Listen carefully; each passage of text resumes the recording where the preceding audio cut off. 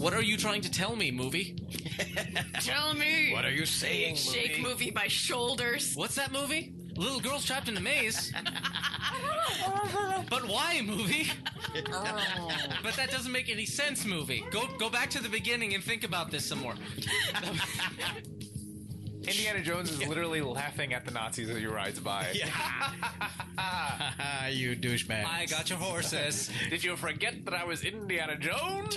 Try winning the war with 5 less horses. Everything hinged on those horses. We're Germans. We're very precise. Watch this. Cut. Guy walking into the door, opens the door. Inside, big office. Hitler. Sir. He took the horses. Yeah, and then cut to and then cut to the YouTube video. It's like, everyone who doesn't love horses, leave the room. We could do a downfall moment for when Indy took the horses. That's right. Sir, Indiana Jones took the 5 horses. Those 5 horses were critical. They're Germans. They're very precise. They did not have more horses than they needed, all we right? don't bring extra horses. We're Outside, the secretary is like, don't worry, we have mules. This pilot right here is the most confused starfighter pilot of all time. See if you can get a few of them to follow you back to the surface. Copy, gold reader. What? No, that's just how pilots are, dude. I've flown over the Grand Canyon 3 times, and the pilot has never acknowledged it. Maybe he didn't know what it was. That would be amazing. The pilot comes on. This is your pilot. I think they heard the breaking. What the fuck is that? If you look out the right side of your windows there, the Earth appears to be cracking in twain. I don't want to alarm anyone, but... You joke, but I know some pilots. This is Sir Captain Speak. What the fuck? Who the fuck is that? Oh, wait, here's a question. So the Emperor's throne room is at the very top of a very tall tower at the very top of the Death Star. Correct. And the hangar bay is at the equator. That's a hell of an elevator. So Luke has dragged Vader. And everyone's running around him. And he's... Okay. No one knows that the Emperor is dead yet, probably. And so they just see this guy dragging Vader by his foot. You'd think there'd be questions. And everyone's just running around like, all right. I get that at this point you probably know the Death Star is not long for this world, so you're more worried about getting off yourself, but... You think some guy would be like, whoa, should I do something about like, that? Like, do the modern equivalent. It's like, I'm pretty sure that's Bill Gates' body he's dragging out of the building. So they're actually doing this. This almost killed me. They're actually hosing me down. That's me right there. That's me being hosed down with borax and like soap flakes and nasty, nasty stuff. And here I am getting a truck slammed into me. That's me right there. Right in the front. Like one of those ow! Is that why you have a truck-shaped dent in your head? That's where I had that snowplow shape in my face. Yeah, that's when I got it. Thor is as if Aragorn decided that the third act in Return of the King, he had to stop Frodo from destroying the ring because orcs are people too. Like, that's the storyline. But there's no sense of, like, there's not even a moment. You're saying that literally just that starts to happen at the third act. Exactly. Without any change of the first and second act. Exactly. Thor thinks that humans are below him. He thinks everything is below him because he's an Asgardian and they're... And the king of the Asgard. And king of the Asgardians, and they're whatever they are. They're the smaller... realms, they're the moles, and they're the ants, and et cetera, et cetera. And then he falls in love with Natalie Portman, and it's like, oh, humans are people too. Therefore, maybe the frost giants are also people. And that's why he chooses to save them at the end of the movie. That's what the movie is trying to do. Right. But it never makes that moment clear because it never clarifies that this is what you are trying to do as a filmmaker and as a storyteller. There's never a clear moment where Thor says or thinks, you see it in the subtext, I thought that humans were less than me, but they're actually valuable. They're actually worthwhile in the universe. Therefore, that could make sense. That could make sense that the frost giants are the same way. There's never that reasonable connection being made, and therefore I don't buy the climax of Holy what shit, they are like 15 feet tall. Yes, if you're looking for it, you can see it. But I completely agree with everything you just say, and the movie bothers me a lot less. Despite that, I mean, I agree. I agree completely. It's like I said in the intro. There's point A and there's point B, and there's nothing in between. So it's like we know how it ends, but we know how it begins. So someone understood the idea of a character arc, but not how to build one. Right. So it's like a bridge that goes from from here to there, right? But The Rainbow Bridge. It's the middle, Bifrost. the middle part. How does that happen? How do you build the? There you go. There's a new term for the glossary. Is when you have a character arc that doesn't actually exist. It's a Bifrost. The Bifrost. And it's interesting that Spielberg was known. You know, that was one of the things that people would talk about. Oh, hallmark of a Spielberg movie is about the suburban experience because, of course, that was his growing up experience. And he's moved away from that because I don't think Steven Spielberg has lived in a suburb for about 30 years now. So just like George Lucas started out making action adventure movies and then made a trilogy about guys going to meetings because that became his new life. So there we go. There are major problems with the plots, but here's the analogy that I made, I think to you, Teague, at some point. A movie that leaves a lot of things kind of open and leaves holes. It's like a road that's just full of potholes, and you drive, and if you just are going into this experience where the movie is going to explain everything, and you're bouncing on all these potholes, and it's a rocky fucking ride, and you're like, God, fuck this road. This is so fucking stupid. And for me, I kind of like... I don't know. I guess more than many, I kind of am willing to donate my own concrete to sort of fill these potholes as I go along. And so if you bring a lot of concrete with you and you fill a lot of potholes, then you've got a smooth ride. And it's like, okay, that's fine. It makes sense. You end up kind of where it was going, but that road is more your concrete than it is the original road. A lot of what happened when Scott Pilgrim bombed, a lot of what I was hearing around the internet that really bugged me was people going, oh, you know, because it was up against the Expendables that weekend, for one thing. And the Expendables won the weekend, and Scott Pilgrim didn't do so well. And everyone's like, the geeks didn't get out and represent. And that pissed me off so much because, you know, first of all, the entire idea, and I've taken shots at, you know, Big Bang Theory and stuff like that. The entire, if you use the phrase geek culture, you don't understand it. There's no such thing as geek culture. Like, what is this monolithic thing that people talk about? Like, do they like Star Trek? No, he does, but I'm not huge on it. I'm big on video games, but not these guys. You know, what is geek culture? And so this idea that if I'm a geek, I should like this better than, say, the Expendables. How dare you try to tell me what I should like better than anything else? That's also what makes me a geek, the fact that I don't give a shit what someone else thinks that I ought to like. I like video games, and comic books are alright, although I'm not huge on comic books. But you know what I also really like? Fucking 80s action movies. And you put all the stars of them together, and everything blows up around them. Yeah. How are you going to tell me that I should watch this movie over that one? That's none of your business. What, you know, so that was just... dictate geek to me. Exactly. Don't dictate geek. If you think you can tell someone what it is to be a geek, you don't understand it. I happened to be on the set that day. Me and everybody else who knew that it was rat dunking day, we all gathered around to watch this thing. So there's 3 people on camera. There's about 50 off camera trying to see this phenomenon in action, and I'm one of them. The magic of special effects is they put the rat in oxygenated fluorocarbon emulsion and watch him breathe it. That's what happens. So the ASPCA did not lose their shit. For whatever reason, they were okay with it. This rat is actually breathing. He's breathing. Liquid. As they say in the movie, he's doing it. He's not digging it, but he's doing it. Now, of course, it has been done with human... The rat's just confused. It has been done with human test subjects, you know. It has been done, but it leads to a lot of complications. So it's not a practical system yet. But it has been done. Oh, yeah. And people can do this for minutes and minutes on end. Yeah. The real problem is what happens after. It's getting the fluid out is harder, and you know the problem is like to get past that mental block of I'm drowning. You know, even though intellectually you know that this is supposed to work.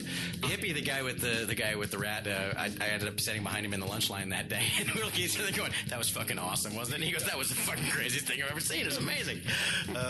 Nice. And they had like as someone mentioned already, because it's in the making of, they had 5 rats. They did 5 takes, and they did 5 different rats. Not because the rat died, but because when you went to take 2, the rat kind of knew what was up, and so the rat would be a little antsy about we're going again. What? So they would just bring out a new rat who didn't know the deal, and they would do it with a second rat. But all the rats lived. They all survived. There's a difference between, and it's a very subtle difference, and it's hard to articulate, especially to someone who's written a script and you're trying to explain to them what's wrong with it. There's a subtle difference between your audience going along with the movie and your audience knowing the stakes and why they're making this choice and what reason they would make this choice is and what's really freaky or cool or interesting or uplifting or scary or compelling about a choice, because they understand the world, right? Now, a lot of times the audience will go with you either way, but being engaged is a very specific, very different thing. It's hard to be engaged with this. There's engaged, and there's, well, I'm in the seat, and I can't really stop you. So what that has to do with on the phone is the foundation. I don't think this movie has a totally solid foundation for a viewer. It doesn't set you up and go, here's how the world works, story time. In the chat room, Dr. Submarine said, not a solid foundation, there's an entire hour of nothing but setup. Yeah. What I agree. said and what you said are not exclusive things. I'm not saying there wasn't an hour of fucking setup. Yeah. I'm saying it didn't quite work. Yeah, this movie has so much pipe that needs to be laid. If it's a simple thing like the DeLorean, it goes 88 miles an hour, it goes back in time if you put it on a keypad. Then okay, good, we're done. That's it. This movie needs a lot more setup than that, and it's got to go somewhere because that's the movie. So the problem is, if you did all that in the first half hour just in one giant block, it would have been horrifyingly deadly dull. So they had to, space it out to the point where they're still laying pipe into the third act. Yeah, it's sexuality. Vampires are all about sexuality, and Twilight is about repressed sexuality. Right. And it's this really weird The thing. nobility of repressing it. Yeah, but there's a weird like misogyny about it, underlying where for the vampire who penetrates you, it's like the greatest thing ever. It's like orgasmic, but if you've been penetrated, it's the most painful thing ever, and it's agony and awful. And if you let it happen to you, you lose your soul, and you become Right, yeah. and there's this, And he never calls. yeah, exactly. So there's this whole like anti-sexuality about the Twilight movies, which makes it really weird because it's trying so hard to be a love story at the same time. Stephanie Meyer wants to have her cake and eat it too. She wants to tell a story where she plays in the sandbox of these mythological creatures. She wants to play with the idea of the sensuality. She wants to play with the idea of the violence that comes inherent with vampires. But she doesn't want blood on her hands, literally. She doesn't want to actually deal with the sex because it's restraining. The idea of how they destroy vampires here, like, they never say, I will kill him or I'll rip his fucking head off. It's, I'll destroy him or destroy that vampire. It's always this adjective of destroy.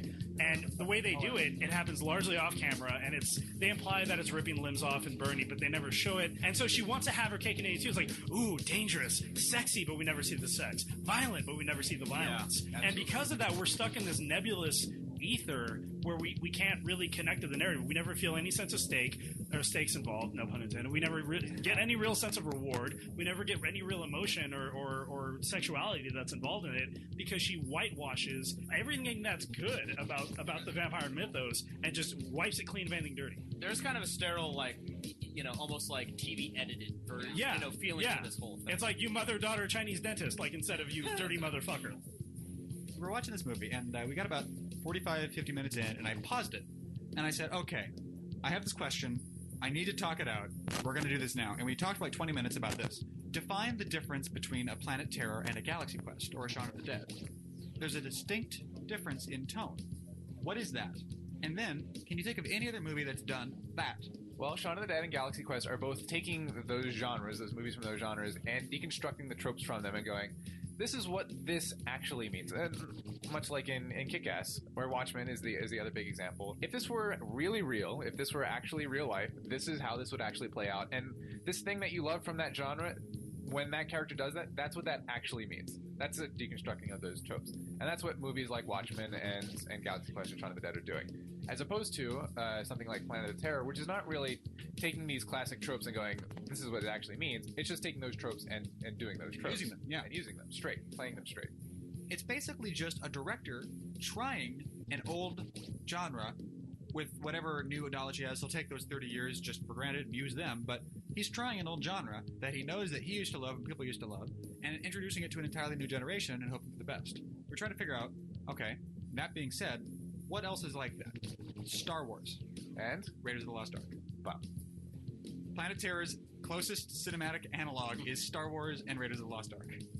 Which is so fucking weird, because it was like 20 minutes of conversation, like there's gotta be, we're overlooking something Who does obvious. that? Yeah. So, sure, Lucas and Spielberg. we both know that's happened before in cinema history, but where? What dark, forgotten corner of cinema history has that happened? Star Wars. Oh, right. I do like he's trying to reason with Grima here. He's trying to like, no, go on back, buddy. Or is he just trying to get Grima to do what he does? She's like, Grima, standing there right behind the bad guy on the edge of a tall tower. Yeah. My friend. Isn't that funny? We'd love to have you come home if you want to. I'm going to say again, you're behind the bad guy on top of a very tall tower, right? Very large thing. You're It's smart a thing we kings like to say for some reason. It's a smart. We pointed out. It's an idiom. Yeah, it's what I meant by it. Let me explain where that comes from. Right. That comes from the ancient legend of Baron and the Tall Tower. in which a guy threw a guy off a fucking tower. Meanwhile, Saruman's like, what are you guys talking about? I don't know. I don't know this story. Oh, no, it's a cool story. You'll love it. Cool story, bro. It's not all about heroes. Sometimes the smallest person can make a huge difference. Just with the right push. This is bullshit. Can you imagine being in this world where they have a 8-foot by 10-foot map? How much does that map cost to get across the ocean and out here, to get it made in the first place, to get it printed accurately and all the little words on it? And he comes up, throws a little pissy fit, puts a hatchet right in the center of it. Well, that's to show just how upset he is. I think he's just being an asshole. You knifed my map. I like that connection right there between Norrington and Turner because it shows that Norrington's at least human and not this flat military guy. He's like, look, dude, I sympathize with you, but guess what? I'm getting that booty. You're not helping. Yeah. And we had a map a second ago. So just get You're paying for that. You're totally paying for that. That's the out of the scene. Yeah. Just you're paying for that. They land and stuff like that, and it's like, oh, the signal got through. It's like, no, they probably just got, 100 light years away. And they're like, I was like, alone. Where the fuck is Steve? Yeah, where's Steve? Well, we better go back. And they get back on the ship, and he's like, so you got my message? No. How the hell would you send us a message? Dude, No. Steve, We got to Alpha Centauri. Yeah. We realized we're one short. We realized that Turned you around. had the parking stuff. Look, Steve. So, rather than pay that whole thing. Steve, I It's don't. full price if I know you don't you have the stuff. I know you've had a long week, but that's retarded. we just noticed you were missing and came back. Dude, that's a fork. That's a fork. You actually think you contacted a us fork with and a saw blade, huh? Yeah. Okay, get on the ship. Okay, yeah. Did you get some nice plants? Good. That's it. And then, like, the other ET says to the other ET, all right, put it in holy. We're not. Nobody say a word until we get back home, all right? actually The this- humans did something to him. That's actually this part obviously. here too, because he's like, E.T. wants to go home, and Elliot's like, you could stay here, I'd take care of you. And I'm like, it's practically like E.T.'s thinking, oh, okay, and how about you stand in a room full of cigarette smoke all the time, and that's how we'll live, and then we'll be on the same footing, because I'm dying. Your atmosphere is poison. I would love a bathtub that was shaped like a giant sink. Yeah. I would seriously love that. I would get drunk and panic. With that said, to get the water to turn on, you would have to fucking have some sort of pulley system or really good deltoid strength to get that thing up. Yeah. From a prone position. Oh no, not that. See, that's why I would panic. Yeah.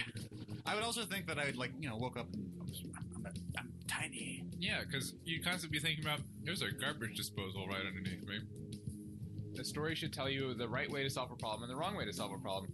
So logically, all of these X's should be some kind of a lesson about how not to be in a relationship with Ramona or anybody else. Here's how not to be a boyfriend or how not to be in love. And then you work through each of those bad ways. But we don't get that identity of character of this evil X represents this aspect of a dysfunctional relationship.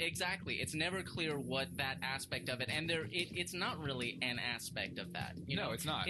But you assume, like going into the movie, you assume that that's kind of what the story structure should be, but it doesn't exist. And if that had been the case, I think I would have loved it. Because I agree. That's a brilliant. This is a brilliant, and that makes the metaphor clear. Yeah, it's like okay, we are using this metaphor for this purpose. Yeah. And that is why we're using this metaphor. Yeah, but him fighting these 7 people doesn't tell you anything about him, about her, about them, about about yourself. Why did Hooker do that? He was trying to make more money. Well, no, but he's of this world. He knows that these places are. Yeah, it's one of the few things that's lousy. a little. If there's any nitpick, and all I have for this movie is the micro nitpicks, but this is one of them. And maybe it's just because of the way Redford plays it, or what we, the Redford charisma that we just sort of have a mental picture of what Redford is. But Hooker is supposed to be kind of young and naive and impulsive and stupid. Right. You just don't get that from Redford as much as maybe the character on the page was meant to be. Yeah. The problem is the only thing we saw of him so far is him pulling a really clever con and winning. They keep saying that Hooker is this impulsive kind of. He seems cunning. Yeah, it's like it's still the fact that it's Robert Redford and he just seems pretty clever.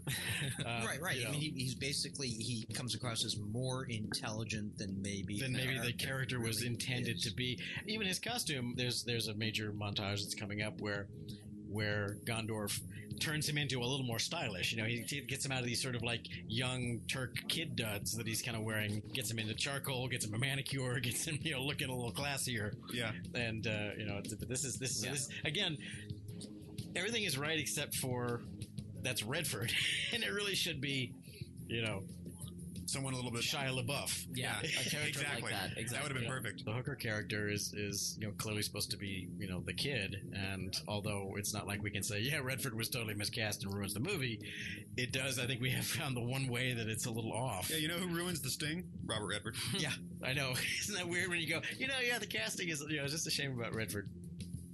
There's a much more standard Cameron story about the blink, and that's because the blink mechanism was run by a guy up above, just down a cable. And, this character's head was all plexiglass, and all the armatures inside were all plexiglass, and it was all clear plastic stuff. And Steve was particularly concerned about the eye mechanism that if it was used too much, it would break.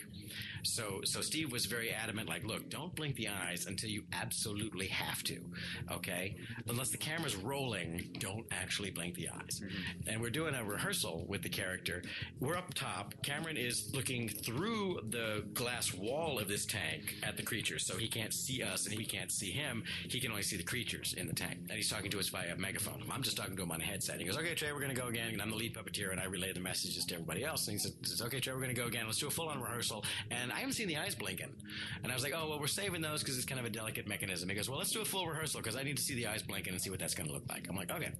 So we do a full-on rehearsal, and I'm talking to Jim on the headset, and Steve suddenly comes running up. He was down below with... Don't blink the eyes! He was down below next to Jim. He comes running up, climbs on top of the thing, comes running up to me, and he goes, what the fuck are you doing? And I said, we're rehearsing and blinking the eyes. And he goes, I told you not to blink the eyes unless the camera's rolling. Fuck it. And I said, well, Jim noticed that the thing's not blinking, and he asked for us to blink in the rehearsal, and he goes, I don't care what Jim fucking told you to do. Okay, fuck him. It's not him. This is and I'm realizing I turned off my mic, but I'm realizing, Steve, you're wearing your wireless Clearcom headset right now. I'm hearing you in my own headset, which means that everyone, and right as I'm just sort of making that connection, suddenly the speakers came on, and it was Cameron. He goes, Steve? He's like, not just over the headset, but you turn the PA on. It's coming out of the PA. It's coming up out of the water, out of the underwater speaker. Steve, it was the voice of God. Steve, I heard every word you just said, and that's not how it works on my set. Now let's get ready to shoot. I was just God. Sorry, dude. But the fact, the timing, the comedy timing, just for me alone was so perfect because Steve was like, I don't care about Cameron. Fuck him. Don't do what he says. You do what I say. And I'm like, I just realized wow, I'm seeing you in person, but I'm hearing you on the headset, son of a bitch. And I was like, I motioned to him to stop. Like, Steve,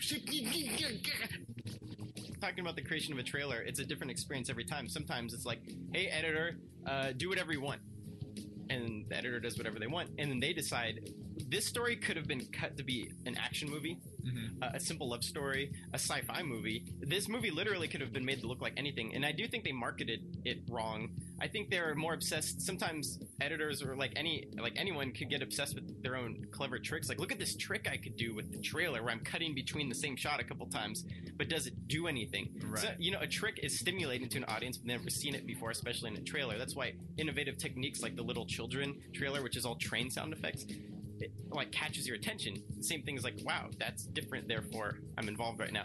But does it help sell a movie? I don't know. This is a hard movie to sell, unfortunately. I really wish they just sold it as simple love story, awesome spectacle, because what it is, and you walk in and then it gets weird.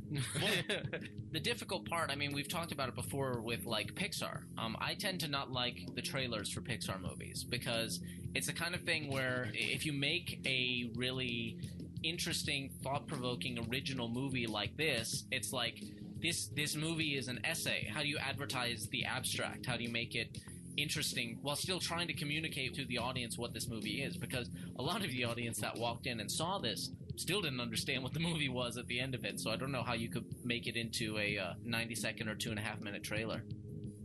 I'm also pretty sure that Ian McKellen was born at age 65, and he's been slowly living out an 80-year life over the course of the last 20 years. He's like the guy who plays the Emperor in Star Wars. Yes. He's looked like that for 30 years.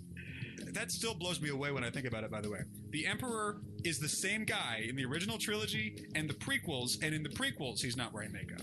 So they just picked a random 30-year-old dude and slathered him with all the goo on the planet to make him play the world's oldest man. and then 30 years later, it's like, holy shit, he's still the right age for the role. We called it. We totally called it. Exactly. It's like, who was thinking ahead like that? Put some black circles under his eyes. Let's shoot this. Oh no, George was thinking like that ahead all No, he along. totally had a plan. He had for a that. plan. It was all for planned out. Fucking, where was Chris Columbus when he was casting Richard Harris? Yeah, really. We should cast Michael Fassbender as Dumbledore and just make him old. And just wait.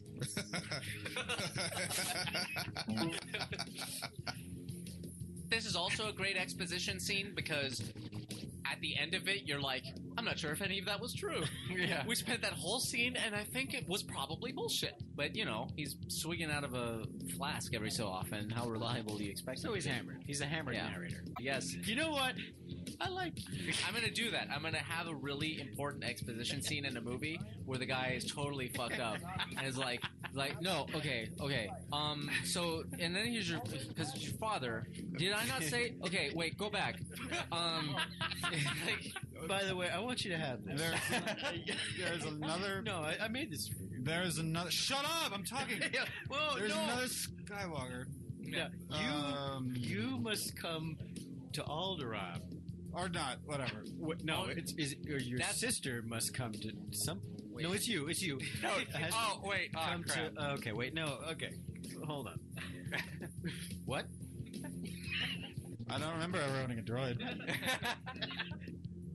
It's interesting how our relationship with computers and machines has evolved as we've come into this modern age, where initially the fear is always that the machines are going to decide that they don't need us and then wipe us out. Right. And then it's gradually evolved into this idea of like, no, we're just going to screw up what we tell the machines, and they're going to do it, and it's going to be our own fault. Right. Well, that's all stories like that are all driven by the puritanical underpinning of our society and many societies, which is like, it's not good to know things. It's not good to have information. So if you build a thing that's impressive and fantastic and thinks knows like things. a human, it's automatically going to destroy you because our protean puritanical belief system makes that imperative as a story. Thought is bad. Yes.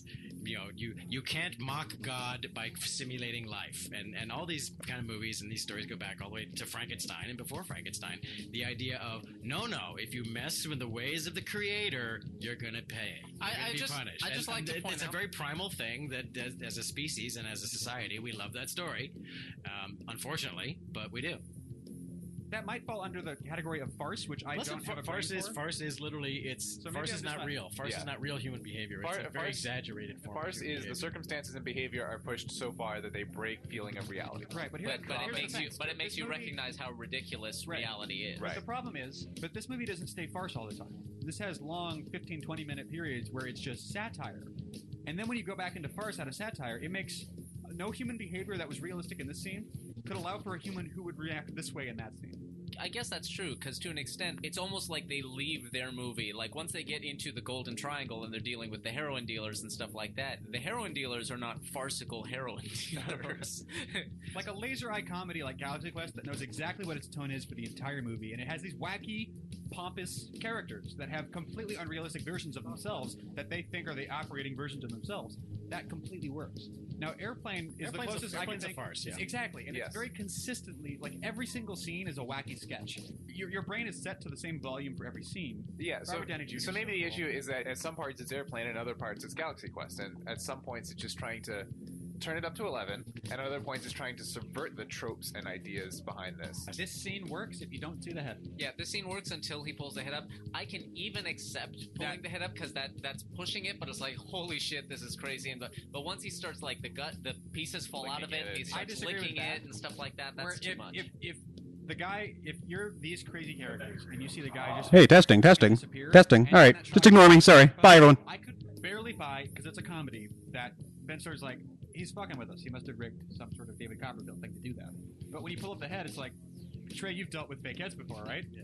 That's a good one. If I cut off Brian's head and put it next to the best dummy head ever, how long would it take for you to go, this one's real and that one's fake? Not a moment.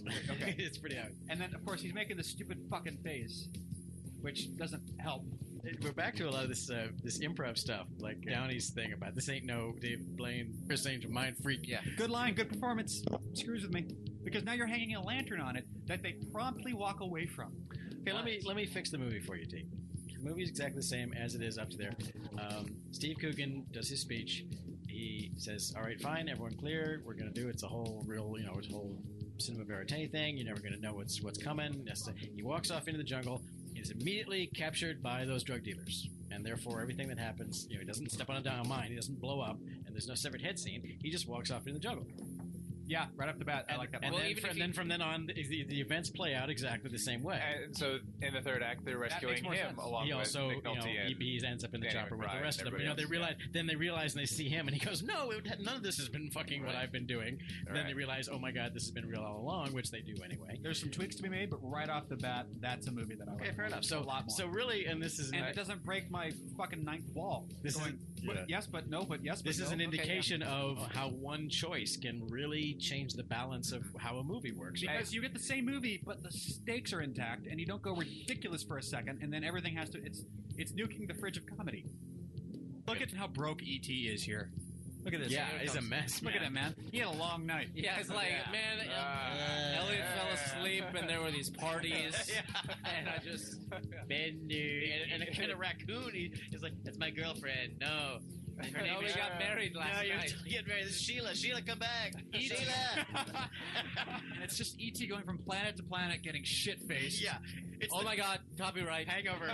Don't you take that college humor? That's ours. Hangover E.T. That's what that one is. It's just like, oh, remember when he went to Earth? Oh my god. Oh my god. Okay, so that he fucking ended up in a party in a billiards room with strippers, and they were doing lines of coke off of people's buttholes. Yeah. And then we got out to the forest and started eating shrooms, played some Mario, and I woke up in a puddle. Yeah. And then that's what we missed. That's the Pink 5 version of And then the E.T. sequel was on Mars, and then the exact same thing. Yeah. And it's like Rosencrantz and Guildenstern. Other than that, it was the same. And then he went to Vega, and Robert Downey Jr. was there, and I don't even know why Robert Downey Jr. was on Vega, but it was crazy. Yeah. I would totally buy that. If we finally get a probe out to Vega, and it finally sends back, like 20 years later, the images come back, and it's just Robert Downey Jr. with a cocktail glass, like, hey, you guys have no idea what the fuck I'm up to. That's what the other aliens on the ship are doing. They're the guys in the Hangover going, where did we last see him? Oh my god! Where did you leave him? Well, he went to get the tree. I saw him go to get the tree. Fucking the other guys on ET are just doing out the Hangover. Oh my god! Yeah. So it's like they're traveling. They're traveling. They're going the to solar every planet. system, going to these planets. They're going to every They're going planet. to Jupiter, they're going to Trying to Saturn, figure they're out going to what they did. Neptune. By the way, I think this moment is absurd, and we get it again with certain names. Darth. It's like he's looking around the room. It's like we get the shot where his eyes are going around. We were this close to getting Darth Stapler. I don't know. It's the first thing I fucking saw. I was just. Now, Trey, talk to us about motion platforms and your experience. It's a beautiful motion platform. It looks like it's pretty much an off the rack. They might have just built it, but it actually looks like one you can just buy from companies that make them. As far as the base of it, yeah, well, a lot. I am so glad we have the chat going for that. That was the most amazing visual gag. Dorkman was climbing over to get some drinks, and then he climbed back over to lean into the microphone. Well, halfway into the climb, he stopped and turned around and went, yes, how much? if Reflectone is still in So business, we don't talk about it very often on the show, but in addition to all your puppetry and CG, you do ride platforms. Program flight simulator ride platforms for about 15 or so projects. Right? Smash Factory too, right? Smash Factory is syndicated, but yeah, so far it's been syndicated to a couple places. But Smash. I rode that, man. It's great. I rode your jiggles. Smash Factory is a great ride film. One of the first really great ones. Most recently, the last one I did was I worked on Simpsons Ride. They replaced Back to the Future. Kill me. But still haven't forgiven you. Well, it wasn't my idea. I know. I don't care. I just took their money. We've got a lot of boring science coming up here that is not really real anyway. So talk about ride platforms. Faux X-ray thing. I'd imagine you could hurt yourself programming with those. Oh yeah. Do you just sit on it with a joystick? Yeah. When you're sitting on board the thing, something that big, and often usually they're hydraulic and they're high powered, and you're holding the joystick, which is the device that makes the thing you're sitting on move. You can hit the joystick and the thing will move, and that'll make your hand move on the joystick, and you can, it'll just you'll sync up with your own wave. Exactly. The first project I ever did, which Divide was by zero, the Hanna-Barbera ride, which was ran at Universal Florida for ages and ages. I made a mistake once on that project. It was the first one I ever did that I never made again, and that was I was on the base. The base was live. I set the controller down, and that one had a spring-loaded joystick. So the controller was a spring-loaded 4-way joystick, and I set it down on the seat and then left it and went across the base to do something else, and it was just a little jiggle, and the joystick went nink, and the base went boom, and that made the joystick go nink, and it went into a feedback loop. Oh, cool. It went into a feedback loop and just started like kicking back and forth, and the joystick like fell to the floor of the seat, and it was like I couldn't get to it because the thing was oscillating so hard that it was like and I was alone in the room. There was nobody there. Usually you're supposed to have someone to hit the E-stop if that happens. There's a big red switch, and no one was there, and I couldn't get to the E-stop, and the thing is just like hammering me back and forth because every time it would move, it would bounce the joystick the other way, and the thing would just randomly thrash. And I'm like, oh, this is great. They're going to find me in the morning. I'm going to be a thin paste on top of this Fram motion base. I managed to like get to it, but it was a near thing. So what's your experience when you get on a ride like Star Tours? Do you go, fuck this is terrible motion? No, Star Tours is good. Body Wars is awful. But if they still have Body Wars at the Epcot Center. I remember Body Wars. I loved Body Wars. Yeah. Well, I was little. Everything you like is wrong. Time. We know that. So when I went on Body Wars, I was little, and I really thought we might be stuck. Body Wars. I was so upset. I've been, I've lost. This is, by the way, the sequence in Galaxy Quest where the black guy learns how to fly. It totally is. Go on. Right. It's actually kind of nice the way they've made it this kind of lyrical, like this is. I know this feeling when the motion bases, everything's dialed in. Are they really this big, or aren't they? I would imagine they can be bigger than this. I programmed one's bigger than that. Now, I thought he shot this on anamorphic, but you look in now it is. I guess he did some pickups that weren't because you could see in the background. For the purposes of uneducated listeners, one, what is anamorphic versus whatever? And two, I don't know this. How could you tell? What were you just looking at that you saw? Yeah. You crazy bastard. Enlighten us there. Okay. So anamorphic lenses, back when TV came about, there didn't used to be widescreen. And everyone was like, oh, shit. Like, TV is exactly the same as movies, except in your house, and you don't have to really pay for it that much, so fuck. So they came up with ways to make movies cooler, which one of them was widescreen.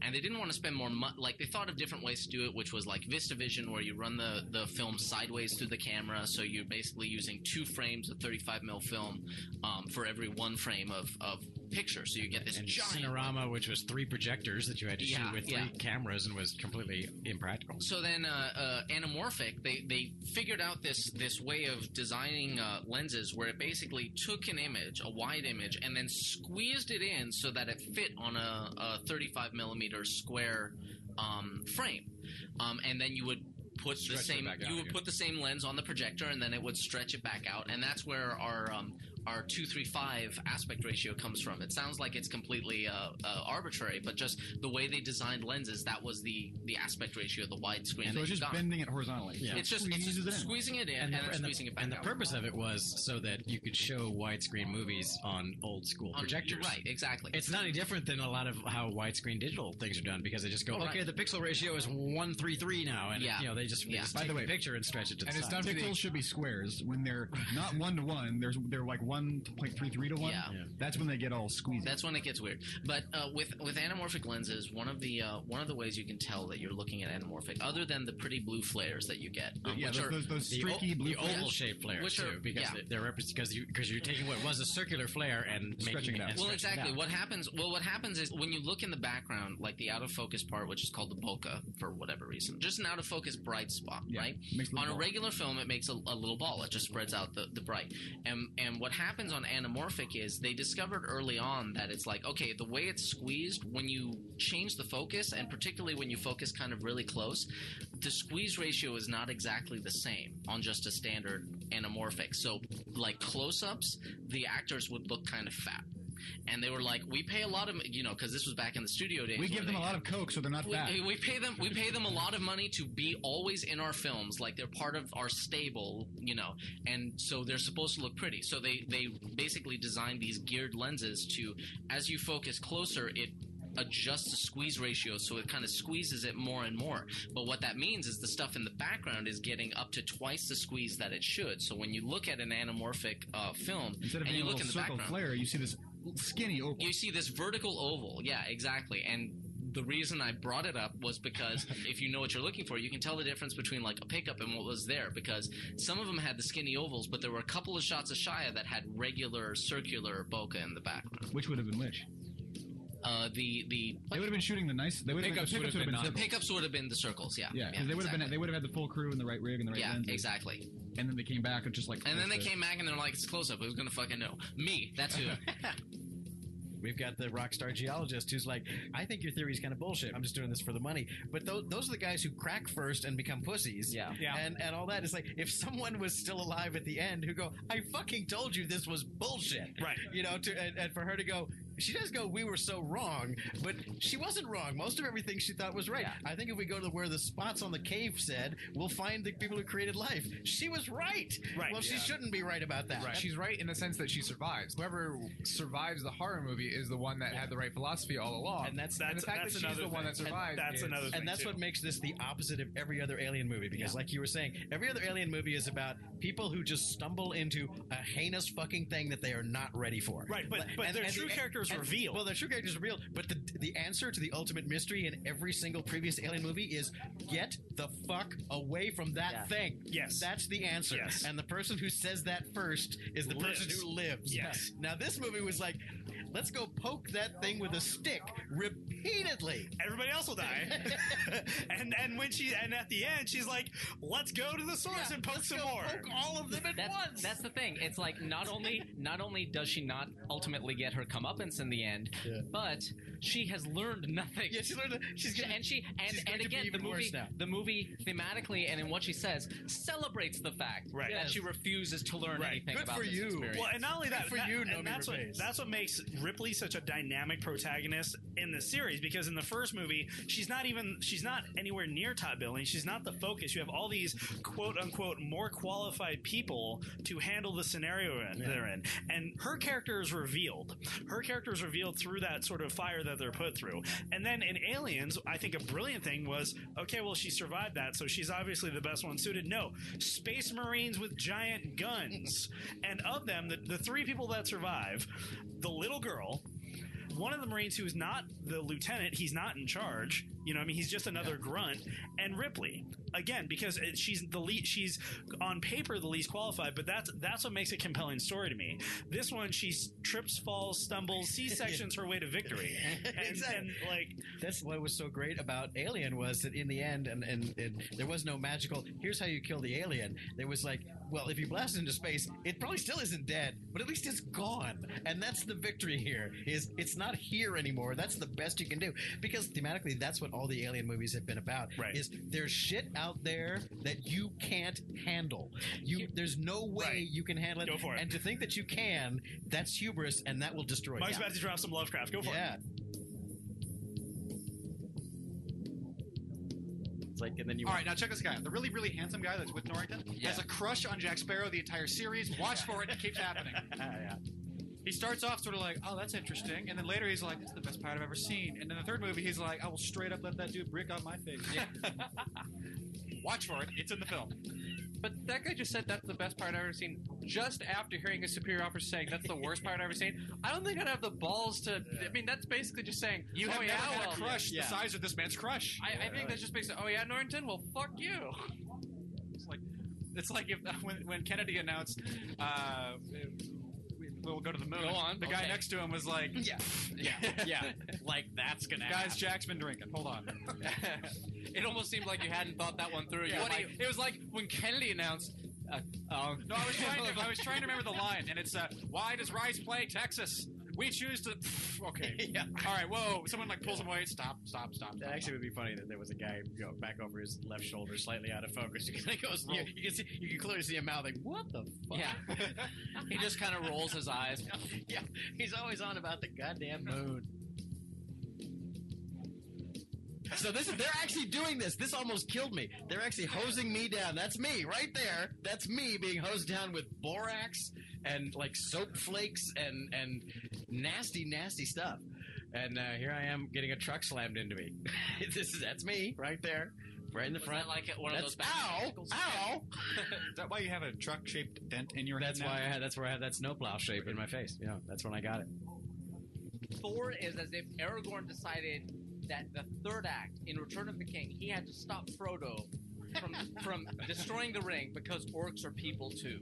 Like that's the storyline. But there's no sense of Like, there's not even a You're moment. saying that literally just that starts to happen in the third act. Exactly. Without any change of the first and second act. Exactly. Thor thinks that humans are below him. He thinks everything is below him because he's an Asgardian and they're and the king of the Asgard. and king of the Asgardians, and they're whatever they are. They're the smaller. realms, They're the realms. moles and they're the ants and et cetera, et cetera. And then he falls in love with Natalie Portman, and it's like, oh, humans are people too. Therefore, maybe the frost giants are also people, and that's why he chooses to save them at the end of the movie.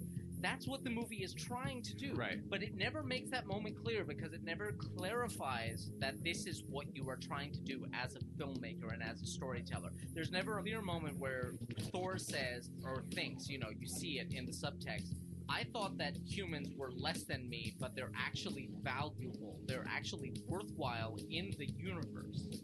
Therefore, that could make sense. That could make sense that the frost giants are the same way. There's never that reasonable connection being made, and therefore I don't buy the climax. Holy shit, they are like 15 feet tall. Yes, if you're looking for it, you can see it. But I completely agree with everything you just say, and the movie bothers me a lot less.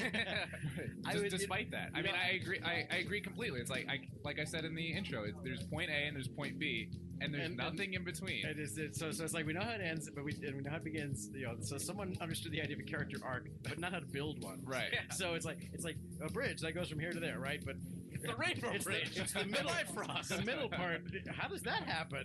How do you build the? There you go. There's a new term for the glossary. Is when you have a character arc that doesn't actually exist. It's a bifrost. It's a bifrost. And it's interesting that Spielberg was known. That was one of the things that people would talk about. Oh, hallmark of a Spielberg movie is about the suburban experience because, of course, that was his growing up experience. And he's moved away from that because I don't think Steven Spielberg has lived in a suburb for about 30 years now. So just like George Lucas started out making action adventure movies and then made a trilogy about guys going to meetings because that became his new life. So there we go. There are major problems with the plots, but here's the analogy that I made, I think to you, Teague, at some point. A movie that leaves a lot of things kind of open and leaves holes. It's like a road that's just full of potholes, and you drive, and if you just are going into this experience where the movie is going to explain everything, and you're bouncing on all these potholes, and it's a rocky fucking ride, and you're like, God, fuck this road. This is so fucking stupid. And for me, I kind of like... I don't know. I guess more than many, I kind of am willing to donate my own concrete to sort of fill these potholes as I go along. And so if you bring a lot of concrete with you and you fill a lot of potholes, then you've got a smooth ride. And it's like, okay, that's fine. It makes sense. You end up kind of where it was going, but that road is more your concrete than it is the original road. There's a difference between, and it's a very subtle difference, and it's hard to articulate, especially to someone who's written a script and you're trying to explain to them what's wrong with it. There's a subtle difference between your audience going along with the movie and your audience knowing the stakes and why they're making this choice and what reason they would make this choice is and what's really freaky or cool or interesting or uplifting or scary or compelling about a choice because they understand the world, right? Right. Now, a lot of times the audience will go with you either way, but being engaged is a very specific, very different thing. It's hard to be engaged with this. There's engaged and there's, well, I'm in the seat and I can't really stop you. So what that has to do with on the phone is the foundation. I don't think this movie has a totally solid foundation for a viewer. It doesn't set you up and go, here's how the world works, storytelling. In the chat room, Dr. Submarine said, not a solid foundation. There's an entire hour of nothing but setup. Yeah. What I said and what you said are not exclusive things. I'm not saying there wasn't an hour of fucking setup. Yeah. I'm saying it didn't quite work. Yeah, this movie has so much pipe that needs to be laid. Yeah. If it's a simple thing like the DeLorean, it goes 88 miles an hour, it goes back in time if you put it on a keypad. Okay, good, we're done. That's it.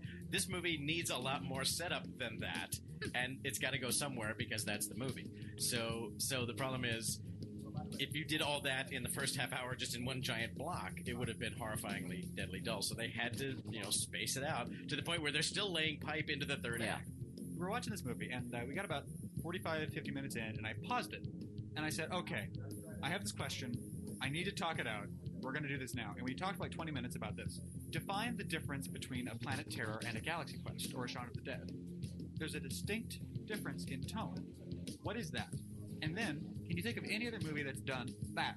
Well, Shaun of the Dead and Galaxy Quest are both taking those genres, those movies from those genres, and deconstructing the tropes from them and going, this is what this actually means. And much like in Kick-Ass, where Watchmen is the other big example. If this were really real, if this were actually real life, this is how this would actually play out. And this thing that you love from that genre, when that character does that, that's what that actually means. That's a deconstructing of those tropes, and that's what movies like Watchmen and Galaxy Quest and Shaun of the Dead are doing, as opposed to something like Planet of the Terror, which is not really taking these classic tropes and going, this is what it actually means. It's just taking those tropes and doing those tropes, using them, yeah, and using them straight, playing them straight. It's basically just a director trying an old genre with whatever new knowledge he has. He'll take those 30 years just for granted and use them, but he's trying an old genre that he knows that he used to love and people used to love, and introducing it to an entirely new generation and hoping for the best. We're trying to figure out, okay, that being said, what else is like that? Star Wars and Raiders of the Lost Ark. Wow. Planet Terror's closest cinematic analog is Star Wars and Raiders of the Lost Ark. Which is so fucking weird, because it was like 20 minutes of conversation, like there's gotta be, we're overlooking something. Who does obvious. that? Yeah.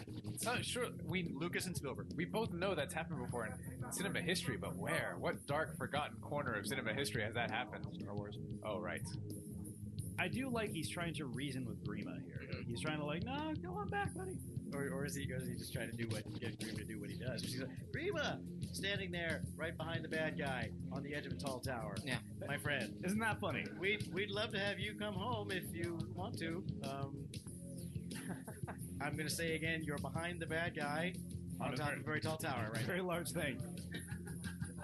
You're smart. It's a thing we kings like to say for some reason. It's a smart. We pointed out. It's an idiom. Yeah, it's what I meant by it. Let me explain where that comes from. Right.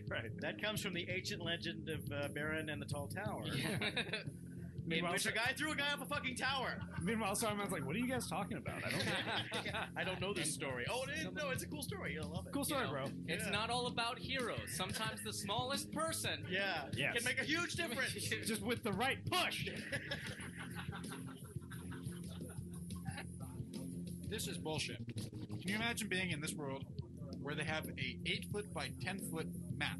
How much does that map cost to get across the ocean and out here, to get it made in the first place, to get it printed accurately and all the little words on it? And he comes up, throws a little pissy fit, puts a hatchet right in the center of it. Well, that's to show just how upset he is. I think he's just being an asshole. You knifed my map. I like that connection right there between Norrington and Turner, because it shows that Norrington's at least human and not this flat military guy.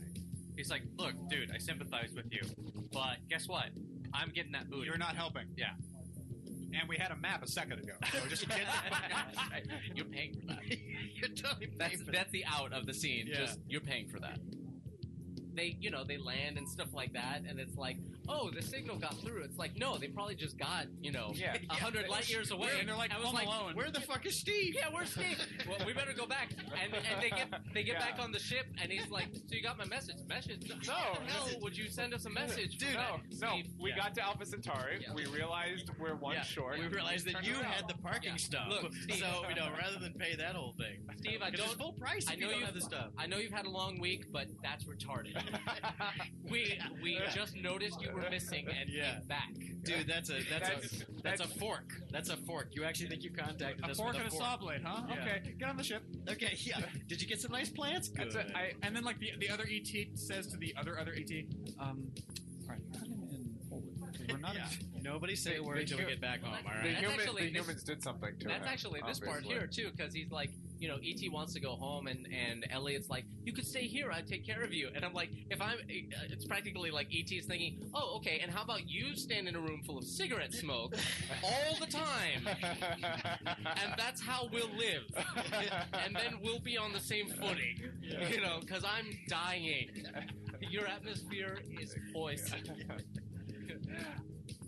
I would love a bathtub that was shaped like a giant sink. Yeah. I would seriously love that. I would get drunk and panic. With that said, to get the water to turn on, you would have to fucking have some sort of pulley system or really good deltoid strength to get that thing up. Yeah. From a prone position. Oh no, not that. See, that's why I would panic. Yeah. I would also think that I would woke up and I'm tiny. Yeah, because you'd constantly be thinking about there's a garbage disposal right underneath me. I happened to be on the set that day. Me and everybody else who knew that it was rat dunking day, we all gathered around to watch this thing. So there's 3 people on camera. There's about 50 off camera trying to see this phenomenon in action, and I'm one of them. The magic of special effects is they put the rat in oxygenated fluorocarbon emulsion and watch him breathe it. That's what happens. So the ASPCA did not lose their shit. For whatever reason, they were okay with it. This rat is actually breathing. He's breathing. Liquid. As they say in the movie, he's doing it. He's not digging it, but he's doing it. Now, of course, it has been done with human... The rat's just confused. It has been done with human test subjects, you know. It has been done, but it leads to a lot of complications. So it's not a practical system But yet. it has been done. Oh, yeah. And people can do this for minutes and minutes on end. Yeah. The real problem is what happens after. It's getting the fluid out is harder, and you know the problem is like to get past that mental block of I'm drowning. You know, even though intellectually you know that this is supposed to work. The hippie, the guy with the rat, I ended up sitting behind him in the lunch line that day, and we were looking at each other going, "That was fucking awesome, wasn't it?" He goes, "That was the fucking craziest thing I've ever seen. It was amazing." Nice. And they had like as someone mentioned already, because it's in the making of. They had 5 rats. They did 5 takes, and they did 5 different rats. Not because the rat died, but because when you went to take 2, the rat kind of knew what was up, and so the rat would be a little antsy about we're doing it. Wait, we're going again? What? So they would just bring out a new rat who didn't know the deal, and they would do it with a second rat. But all the rats lived. They all survived. A lot of what happened when Scott Pilgrim bombed, a lot of what I was hearing around the internet that really bugged me was people going, oh, you know, because it was up against the Expendables that weekend, for one thing. And the Expendables won the weekend, and Scott Pilgrim didn't do so well. And everyone's like, the geeks didn't get out and represent. And that pissed me off so much because, you know, first of all, the entire idea, and I've taken shots at, you know, Big Bang Theory and stuff like that. The entire, if you use the phrase geek culture, you don't understand it. There's no such thing as geek culture.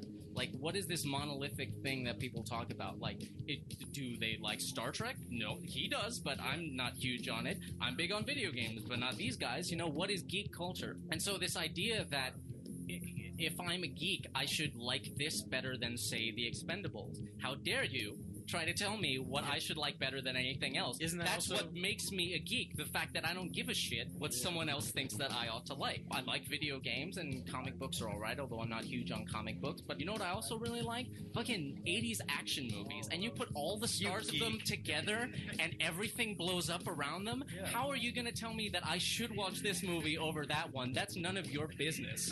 What, you know, so that was just dictate geek to me. Exactly. Don't dictate geek. If you think you can tell someone what it is to be a geek, you don't understand it.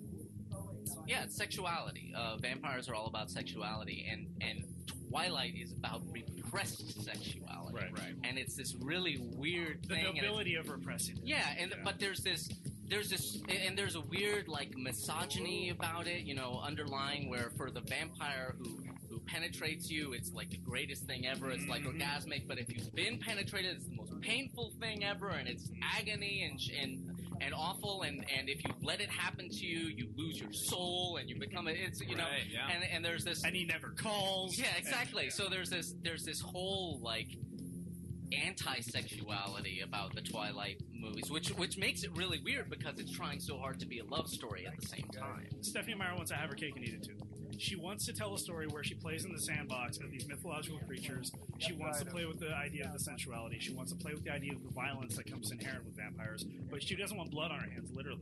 She doesn't want to actually deal with the sex because it's restraining. The idea of how they destroy vampires here, like, they never say, I will kill him or I'll rip his fucking head off. It's, I'll destroy him or destroy that vampire. It's always this adjective of destroy. And the way they do it, it happens largely off camera, and they imply that it's ripping limbs off and burning, but they never show it. And so she wants to have her cake and eat it too. It's like, ooh, dangerous, sexy, but we never see the sex. Violent, but we never see the violence. Yeah, and because of that, we're stuck in this nebulous ether where we can't really connect to the narrative. We never feel any sense of stakes involved, no pun intended. We never get any real sense of reward. We never get any real emotion or sexuality that's involved in it, because she whitewashes everything that's good about the vampire mythos and just wipes it clean of anything dirty. Indiana Jones is literally laughing at the Nazis as he rides by. Yeah. You douchebag. I got your horses. Did you forget that I was Indiana Jones? Try winning the war with 5 less horses. Everything hinged on those horses. We're Germans. We're very precise. Watch this. Cut. Guy walking into the door, opens the door. Inside, big office. Hitler. Sir? took the horses. Yeah, and then cut to and then cut to the YouTube video. It's like, everyone who doesn't love horses, leave the room.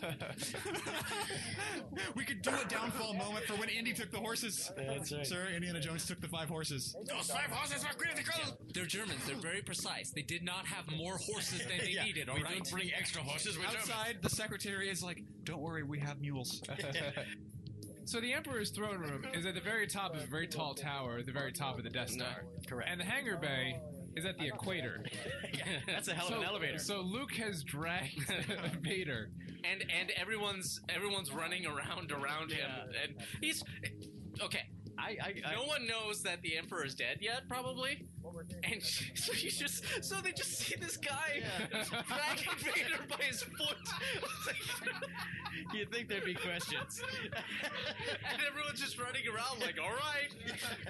I get that at this point you probably know the Death Star is not long for this world, so you're more worried about getting off yourself, but you think some guy would be like, whoa, should I do something about that? Like, do the modern equivalent. It's like, I'm pretty sure that's Bill Gates' body he's dragging out of the building.